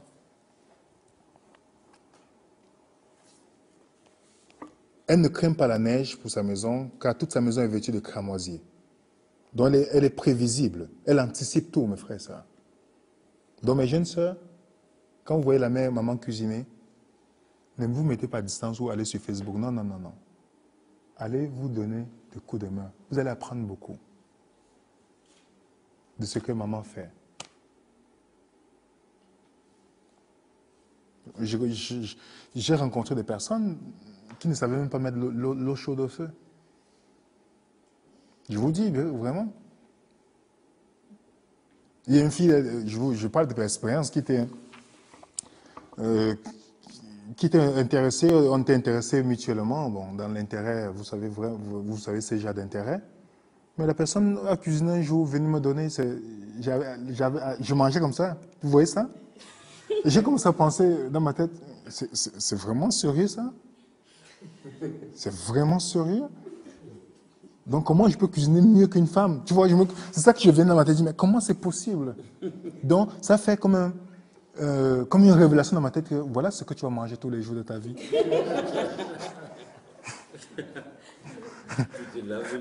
Directement, vous voyez, directement, tu commences à dire, ok, d'accord. Vous comprenez? Si la personne a l'humilité de dire, je ne sais pas cuisiner, j'aimerais apprendre, c'est autre chose. Mais depuis tout ce temps-là, tu faisais quoi?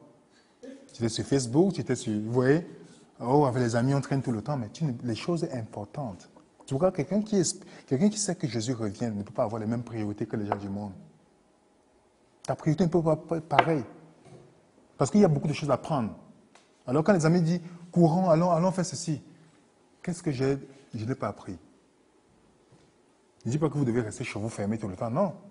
Mais vous devez choisir bien vos amis parce que les vrais amis vont vous élever spirituellement. Celui qui marche avec les sages devient sage. L'inverse est aussi pareil. Dans le verset 23, on nous dit, son mari est considéré aux portes lorsqu'il siège avec les anciens du pays. Vous vous rendez compte? Est-ce que vous vous rendez compte? Hein, mes frères et sœurs? Son mari est considéré. Ça veut dire que cette femme-là, à cause de cette femme-là, on respecte son mari. Que quand ses anciens sont là, ils disent, waouh, tu as vraiment une femme, mon ami. On te respecte. On donne les honneurs à cause de qui? Du comportement de la femme. Du comportement de la femme. Elle fait les chemises, elle vend tout ça. Dans le verset, j'aime bien le verset 25 qui dit, elle se rit de l'avenir. C'est une femme qui ne se soucie pas de l'avenir. Pour elle, elle n'est pas préoccupée parce qu'elle a une confiance en Dieu. Ne vous souciez pas du lendemain, n'est-ce pas? Elle a une confiance, elle se rit de l'avenir. Elle n'est pas stressée par rapport à... Non, non, non. Qu'est-ce qu'elle a? Je crois en un Dieu. Elle ouvre la bouche avec sagesse et des instructions aimables sont sur sa langue. Vous savez que l'amour, c'est pas dans les bons moments qu'on peut savoir si quelqu'un nous aime. Il faut surtout parfois. C'est pourquoi lorsque vous voulez mettre avec quelqu'un, moi, ce que j'ai appris, c'est de mettre la personne dans l'épreuve tout le temps, mes frères et sœurs, sans que la personne ne sache. C'est-à-dire presser la personne comme le citron. Parce qu'il faut la mettre dans une situation que... Parce que je ne sais pas. C'est en temps de crise qu'on voit le vrai caractère de la personne. Ce n'est pas quand tout se passe bien. C'est en temps de crise. Comment la personne va te parler? Tu sais, commence à t'insulter. Ah, casse-toi, pauvre con. Sache que, oh, voilà, c'est fini. Elle va t'humilier devant des personnes comme ça. Vous voyez, vous comprenez? Mais si, dans les situations comme ça, elle prend les choses toujours en douceur, là, tu vas dire, ça va marquer des points dans votre esprit. Ça va marquer des points. Et les personnes sages avec qui j'ai parlé disent, il faut toujours tester. C'est dans les difficultés que tu vas savoir si la personne. C'est le moment de crise là. Et tu dois commencer ça avant. Il faut que tu vois ça avant. Si la première situation qui arrive dans votre couple est pas, bénis Dieu, tu dis Alléluia. Ne te plains même pas. S'il s'en va, tu bénis l'Éternel, tu dis non, non, non, non, non. Ça a révélé son vrai caractère. Quand c'est tout est beau au début, oh mon amour, non, non, non, non. Et c'est pourquoi, quand ils sont là, ils ferment les yeux. Non, non, non, j'ouvre les yeux. L'une des femmes que j'aime dans la Bible, c'est Abigail. Vous n'avez pas vu comment Abigail a parlé à David? David qui était en colère. Il voulait seulement tuer le monsieur là. Vous n'avez pas remarqué ça? Comment elle a parlé à David? Elle a fait ce que David a remercié la femme en disant, à cause de toi, je n'ai pas commis un crime. C'est-à-dire que même quand votre mari est en colère, la solution n'est pas de vous mettre en colère. Juste les mots, parfois, only hurt people hurt people. C'est ça que la Bible nous dit. C'est ça, non? Seulement les gens blessés blessent d'autres personnes. Vous ne savez pas ça? Toutes les personnes qui nous parlent mal, qui nous font des choses, c'est parce que ces personnes sont blessées. Si vous répondez aussi par le mal, vous n'allez pas aider la personne. Vous n'allez pas aider la personne.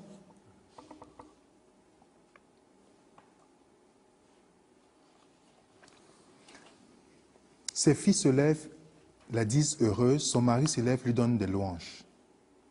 Ah, qui n'aimerait pas avoir une femme comme ça? Que se lève, tu lui donnes des louanges. Plusieurs filles ont une conduite vertueuse. Comprenez bien. Plusieurs filles ont une conduite vertueuse, mais toi, tu les surpasses toutes.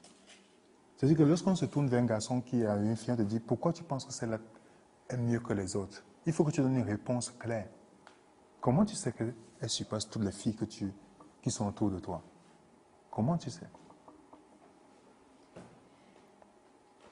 La grâce est trompeuse, la beauté est vaine.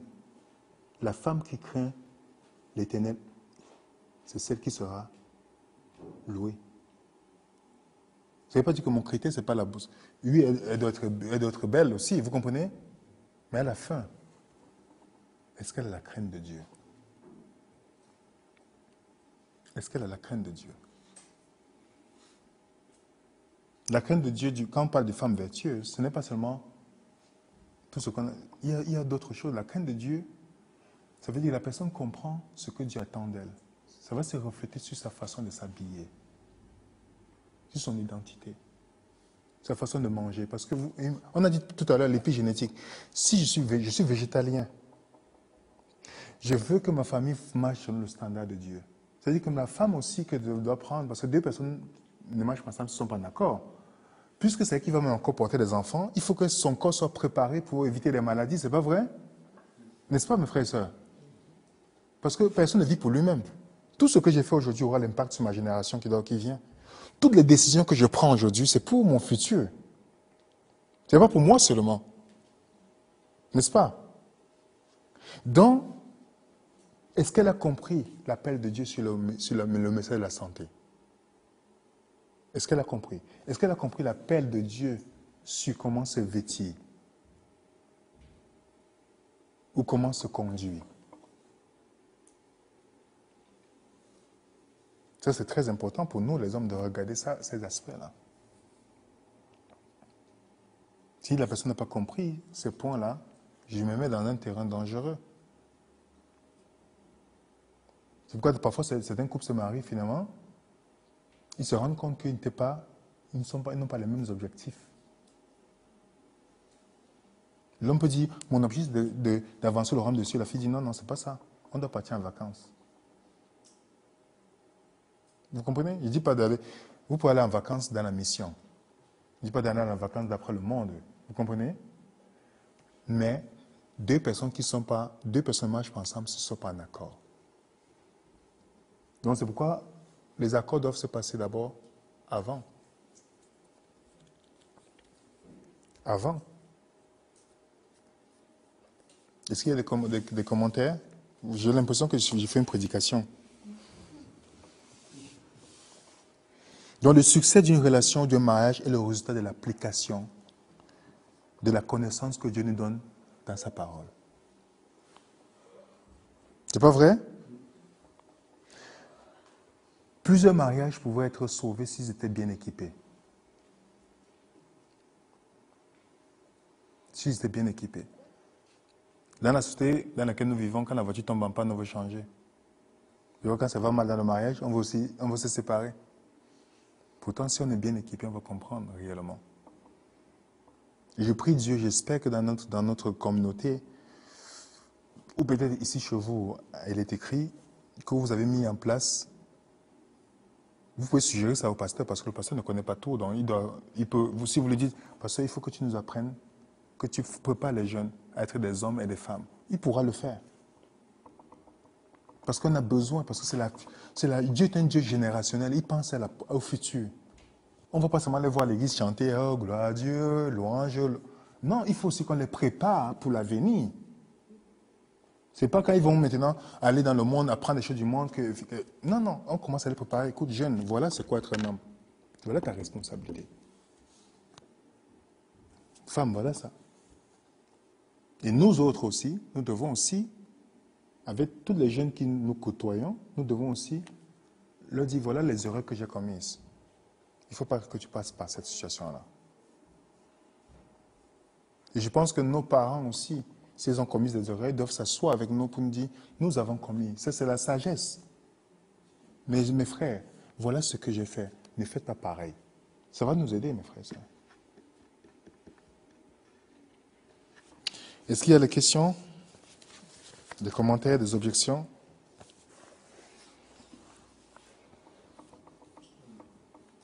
Donc avant de s'engager dans une relation, je vous conseille des livres foyer chrétien. Vous n'allez pas trouver un livre supérieur à ce livre qui parlera de comment un foyer doit être conduit.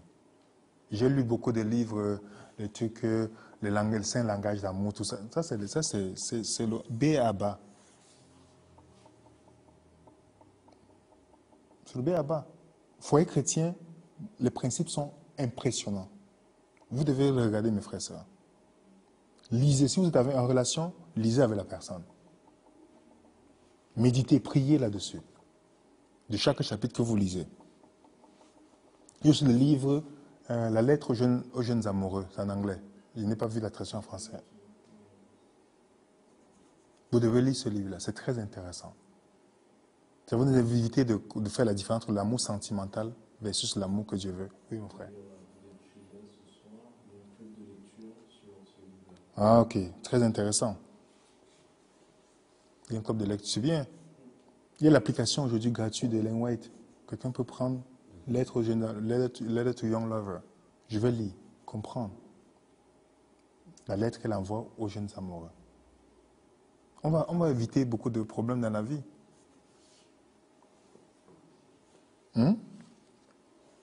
C'est pas vrai, mes frères et sœurs? Et ça prend beaucoup de prières. La seule chose que je vais conclure pour vous dire, mieux vaut attendre des heures, les amis, des années, que de vous précipiter dans une relation. La précipitation n'amène jamais à avoir du succès, quelque part. Tout ce qui fait avec c'est de la ruine. Si vous voulez ruiner votre vie, précipitez-vous dans une relation, vous allez voir ce que vous allez, le résultat. Non, je suis un exemple. Je suis un exemple de ça. Oui, Je peux témoigner de tout ce que tu dis.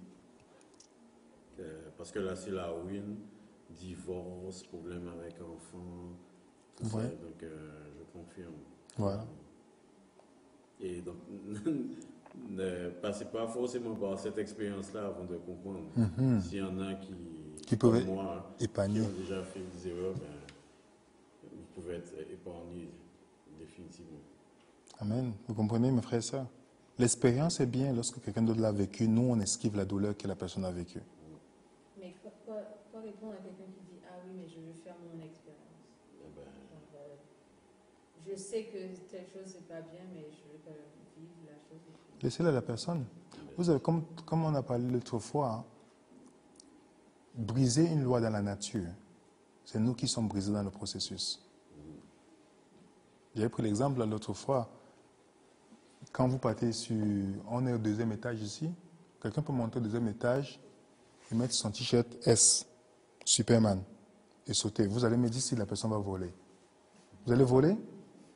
Vous allez tomber, n'est-ce pas? Parce que vous avez brisé une loi de la gravité. Et en tombant, ce qui est brisé, c'est la loi qui est brisée, c'est nous. C'est nous qui sommes brisés, n'est-ce pas? Tout ce que nous allons transgresser, c'est une loi que nous brisons. Mais on ne brise pas vraiment la loi en elle-même, c'est nous qui nous brisons. Donc, elle va partir dans cette expérience, mais sortir avec les séquelles. C'est pourquoi Salomon dit, ce n'est pas la sagesse qu'on bâtit. C'est pas la sagesse qu'on bâtit. C'est pourquoi les gens, j'ai des amis qui ont mon âge, des amis qui sont plus jeunes aussi que moi, j'ai aussi beaucoup de personnes plus sages qui ont vécu des choses que je veux m'asseoir et dire, j'aimerais comprendre telle chose. Les personnes âgées, ils ont toujours les choses à nous donner comme conseil. Vous comprenez? Parce qu'ils ont des vécus. J'y parle des gens spirituels ou les gens qui ont commis des erreurs et finalement sont repentis et que vous voyez vraiment dans leur vie. Vous comprenez? Asseyez-vous avec ces personnes, de me poser leurs questions. Vous allez apprendre des choses qui vont vous aider. Le problème, c'est qu'on est toujours consumé par beaucoup d'autres choses. Est-ce que vous avez un mentor spirituel? Vous avez une famille qui est votre mentor, peut-être spirituel.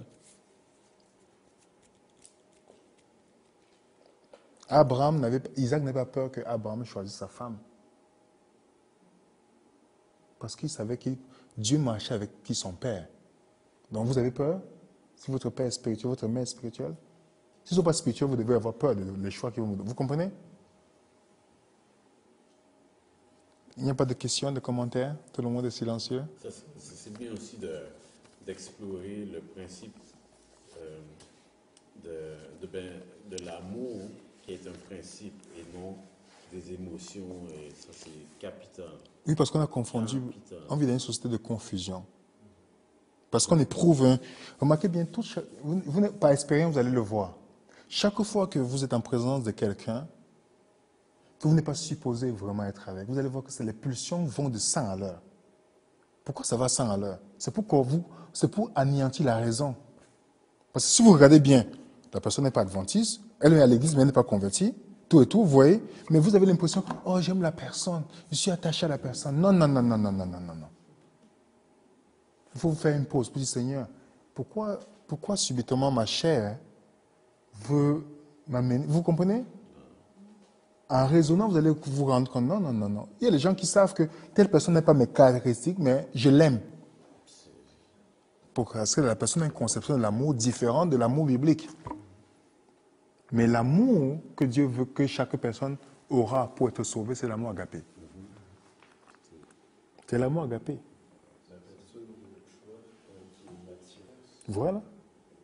C'est pourquoi la Bible, Salomon dit, ne veillez pas l'amour avant qu'il ne se... Avant qu'il ne souhaite. Parce que lorsque l'amour commence à être réveillé, l'amour agapé, ça ne s'arrête pas. Ça ne s'arrête pas du tout. Donc si vous avez aimé, éveillé notre amour, qu'aujourd'hui vous n'êtes plus avec la personne, vous ne pouvez pas dire que vous avez vraiment aimé, parce que l'amour n'est fini. L'amour, on a vu tout à l'heure, 1 Corinthiens 13, non? L'amour ne périt jamais. Le véritable amour, en principe. C'est pourquoi quand on est en une relation, on doit prier, Seigneur, aide-moi à avoir l'amour agapé pour la personne. Aide-moi à être converti, parce que c'est l'un des moyens aussi d'aller dans la conversion. Parce que c'est deux personnes ensemble. Vous avez des passés différents, vous avez des conceptions différentes, mais vous devez arriver à vous unir dans les principes. Vous pouvez avoir des préférences différentes, mais les principes doivent être pareils. Elle peut avoir aimé la voiture rouge, vous aimez la voiture bleue. Ça, c'est les préférences. Elle peut dire non, il faut que la maison soit dans tel endroit, il faut que ça soit comme ça, arrangé comme ça. Ça, c'est les préférences. Mais les principes, est-ce qu'on est d'accord? On ne se marie pas pour le sexe. Il faut qu'on retienne ça. Le sexe ne va jamais... On a le mot dans la société aujourd'hui, faisons l'amour. Pourquoi on dit faisons l'amour? C'est parce que l'amour n'existait pas. Les gens pensent qu'en faisant le sexe, ça va créer l'amour. Ce n'est pas par rapport à ça qu'on se marie.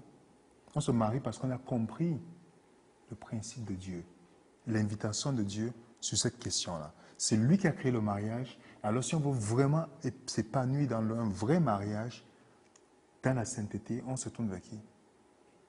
Vers Dieu lui-même. Moi, je pensais qu'être seulement amoureux, c'était suffisant pour se marier avec la personne, mais heureusement, aujourd'hui, je comprends que ce n'est pas ça. La mission. Est-ce que c'est une femme? Est-ce que c'est un homme? Tous ces points-là, on doit se questionner. Et regarder dans la Bible. Qu'est-ce que Dieu nous dit sur ce sujet? C'est quoi l'amour? Est-ce que mes sentiments sont nobles? Est-ce que mon influence avec la personne me pousse à progresser ou à descendre? Vous comprenez? Est-ce que cette personne me poussera à aimer plus Jésus-Christ? Parce que le but quand un garçon avec une femme, ce n'est pas d'amener la fille dans son lit ou dans ses bras. Mais c'est de pousser la personne dans les bras de Jésus. C'est là où elle en sait. C'est là où tu seras plus en sécurité. Quand tu la pousses dans les bras de... Vous poussez les uns les autres dans les bras de Jésus-Christ. Comme ça, votre relation sera encore plus solide.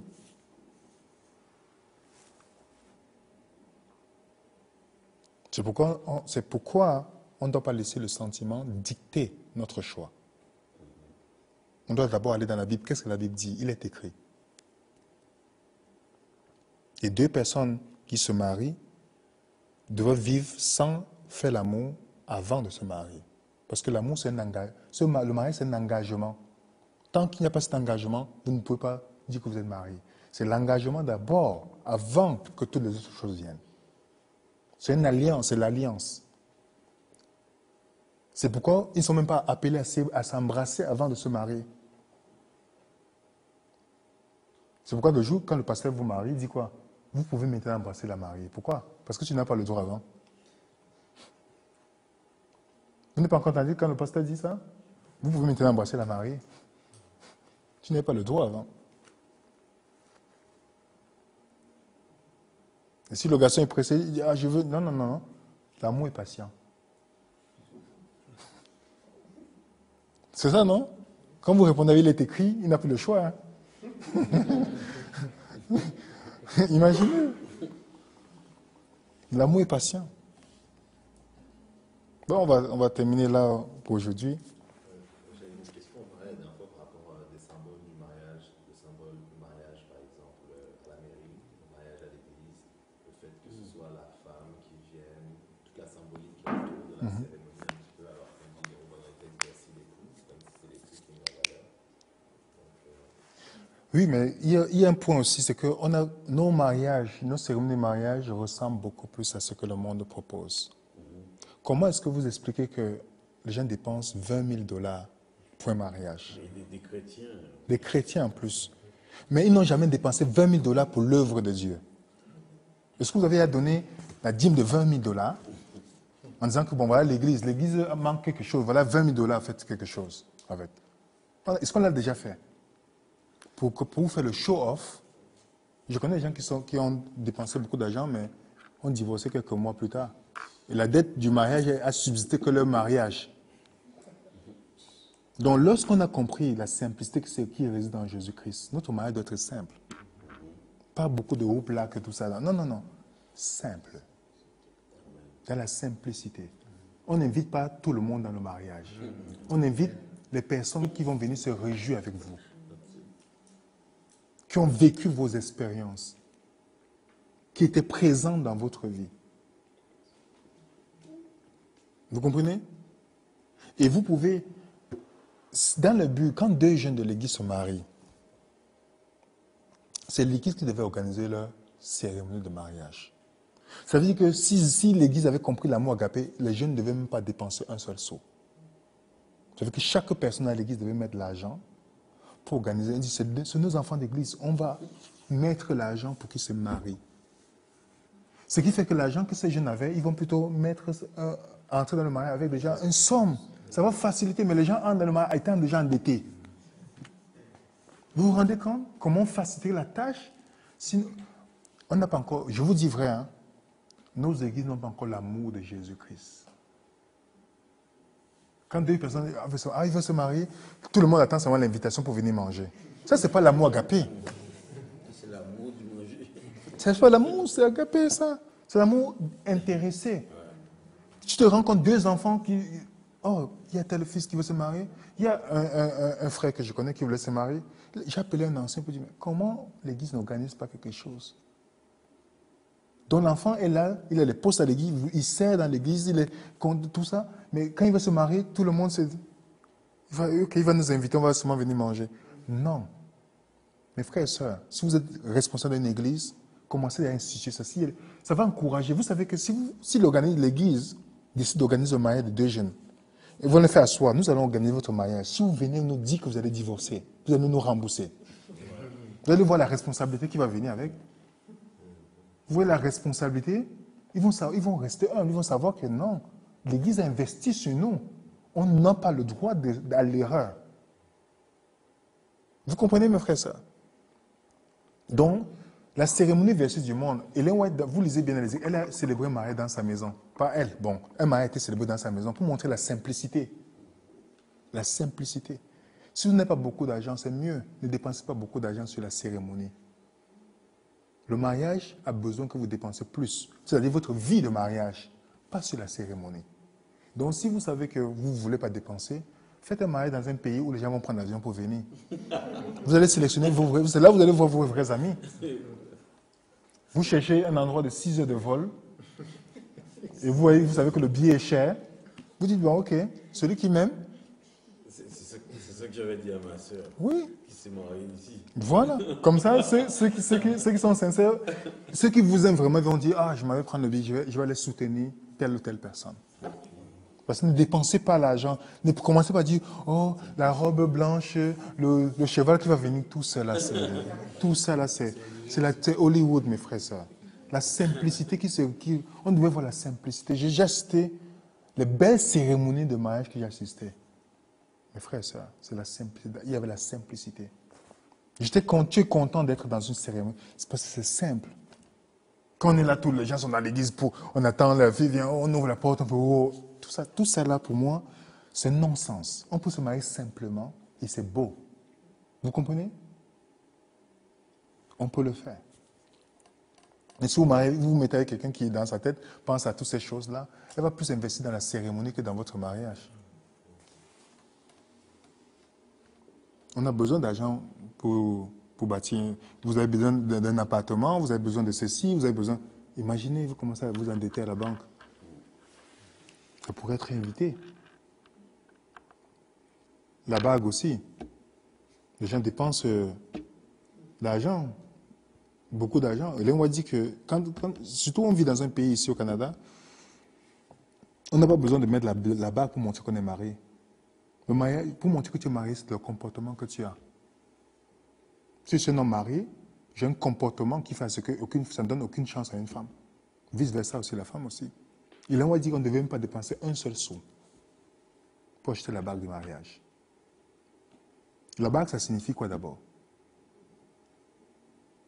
On est lié pour l'éternité. C'est pourquoi c'est rond là. Est-ce qu'on est lié pour l'éternité? On dit jusqu'à la mort vous sépare. Comment je vais acheter un anneau qui me dit que je suis lié pour l'éternité? Pourtant, La Bible dit que jusqu'à ce que la mort nous sépare. Est-ce que les gens dépensent 3 000, combien 2 000 € pour acheter la bague à diamant. Ouh, est-ce que tu vas marcher comme ça là? Vous avez vu ma bague? Vous pensez que la bague pourrait empêcher un homme de tromper sa femme? Ou une femme de tromper son mari? Voilà. C'est-à-dire qu'on prend parfois le prétexte pour dire ah, pourquoi on ne me drague pas dans la rue? Non, ta manière que tu vas t'habiller, tu t'habilles comme une prostituée. Hein? Tu vas attirer les personnes qui cherchent à s'amuser. Tu t'habilles comme une personne responsable. Tu vas voir que les personnes qui vont même venir te parler, la saine atmosphère de Dieu qui rit en toi va les repousser sans même que tu leur dises quelque chose. Donc c'est ça. On dépense 3 000 € pour la bague, on dépense tête. Non, mes frères et sœurs. Quand deux personnes sont mises ensemble et ils veulent anticiper le retour de Jésus-Christ, ils ont les priorités. Voilà notre priorité. C'est que dans notre mariage, Dieu soit glorifié. Donc, lors de la cérémonie, comment on peut représenter le caractère de Dieu là-dedans? Comment on peut représenter? Donc, les questions sont terminées? D'ailleurs, juste pour... C'était le mariage civil. Quelle valeur il a? Le mariage civil a une valeur parce que dans Romains 13 nous dit que... Parce que l'autorité... Dieu n'est pas contre l'autorité quand l'autorité va dans le sens de la parole de Dieu. Mais quand on se marie civilement, on doit aussi se marier religieusement. C'est que Dieu merci, au Canada, lorsque tu te maries à l'église, c'est considéré par le gouvernement. Tu vois, donc le gouvernement. Voilà. Tu n'as pas besoin de faire les deux. Le pasteur te marie, c'est fini. Non, mais il fait oui, il signe. Partie, ouais. Voilà. Et puis il y a un truc que le pasteur signe parce qu'il a une autorité à ce niveau-là. Donc, Dieu merci, tu vois. Mais parfois, si tu vis en France, dans d'autres pays européens, tu es obligé d'aller à la mairie, te marier, et après, tu pars à l'église, pas nécessairement à l'église. Pour la bénédiction, tu peux le faire chez toi. Les gens pensent qu'il faut entrer dans l'église. Maintenant, un mariage juste avec la bénédiction. Non, parce qu'il n'y a pas l'engagement. Voilà. Le fait de signer les papiers, c'est un engagement. Que devant, tu vois, parce qu'avant la consommation physique, il faut que tu montres que tu es engagé à la personne. C'est l'alliance que tu fais. Comme Christ a fait pour l'Église. C'est une alliance. Donc lorsque tu violes cette alliance, l'autre personne qui se sent trahie est blessée. Parce que tu lui montres que tu as valorisé notre personne qu'elle. Il faut la notion d'engagement. C'est pourquoi l'amour agapé, vous remarquez bien, dans les 4 types d'amour, l'amour agapé va avec la notion d'engagement. Je m'engage à vivre avec la personne toute ma vie. C'est bon pour tout le monde? La place des parents dans la relation De deux personnes. Si les parents sont convertis, on peut les écouter. S'ils ne sont pas convertis et que vous voulez faire la volonté de Dieu, vous ne devez pas nécessairement écouter vos parents. Si vous les écoutez seulement quand ça va dans le sens de la parole de Dieu. Il est écrit, c'est très important. Parfois, les parents m'ont dit ne te marie pas avec telle personne parce que ils ont les a priori, les préjugés et autre chose. Mais vous devez poser la question, qu'est-ce que Jésus ferait à ma place? Qu'est-ce que Dieu dit sur le sujet? Vous comprenez? Parce qu'à la fin, c'est vous qui vous mettez avec la personne. C'est vous. Parce que il ne faut jamais laisser les parents commencer à gouverner votre relation. Parce qu'ils vont le faire dans votre mariage. Quand vous leur donnez cette opportunité-là, c'est pourquoi il y a les conflits dans le couple. Lorsque ma mère a dit ceci, mon père a dit ceci, ou comment, les comparaisons, tu ne cuisines pas comme ma mère. Non. Vous ne devez jamais laisser vos parents. L'homme quittera son père, sa mère s'attachera à sa femme. Donc, ils forment une autre famille. Donc, votre premier conseiller, c'est qui? C'est Dieu d'abord. Vous savez que vous pouvez étudier le sentier, le mariage. Si vous étudiez le sentier, le mariage, vous allez voir beaucoup de vérités là-dessus. Le lieu très saint, là où Dieu est. Pourquoi Satan s'est fâché contre Dieu? Parce qu'il ne peut pas entrer dans le conseil de Dieu, n'est-ce pas? Vous savez ça? C'est-à-dire que lorsque vous êtes en relation avec quelqu'un et que ça se passe mal, vous commencez à vous plaindre chez les autres personnes, vous montrez comment dans votre mariage vous serez. Les gens ne sont pas supposés connaître si je suis en relation avec une personne, on a des différends. Les gens ne sont pas supposés que je peux me plaindre de ma femme ou de ma copine chez une autre personne en disant qu'elle est méchante et elle a fait ceci. Vous comprenez? Parce que ça va me montrer comment est-ce que la personne, vous pouvez vous conduire dans votre mariage. C'est ça qui fait souvent du mal à des couples. Le lieu très saint, il n'y a que Dieu, le mari et la femme, qui doivent, c'est Dieu le premier conseiller. Le premier conseiller. Et le lieu très saint de la femme, vous savez que dans le sanctuaire, il y avait les prêtres autour, n'est-ce pas? Mais qui était le seul qui avait le droit d'aller dans le lieu très saint? Mais avant qu'il soit souvent sacrificateur, il fallait qu'il soit oint. C'est pas vrai? Donc, il y a tous les garçons qui vont graviter autour de vous. Seulement celui qui va être oint, qui aura droit à votre lieu très saint, les filles. C'est seulement le seul. Ça veut dire que si tu n'étais pas oint et que tu partais dans le lieu très saint, qu'est-ce qui t'arrivait? Tu meurs, n'est-ce pas? Donc, la mort spirituelle aussi existe. Est-ce que vous comprenez, mes frères et sœurs? Je veux parler dans les détails, mais vous comprenez ce que je veux dire.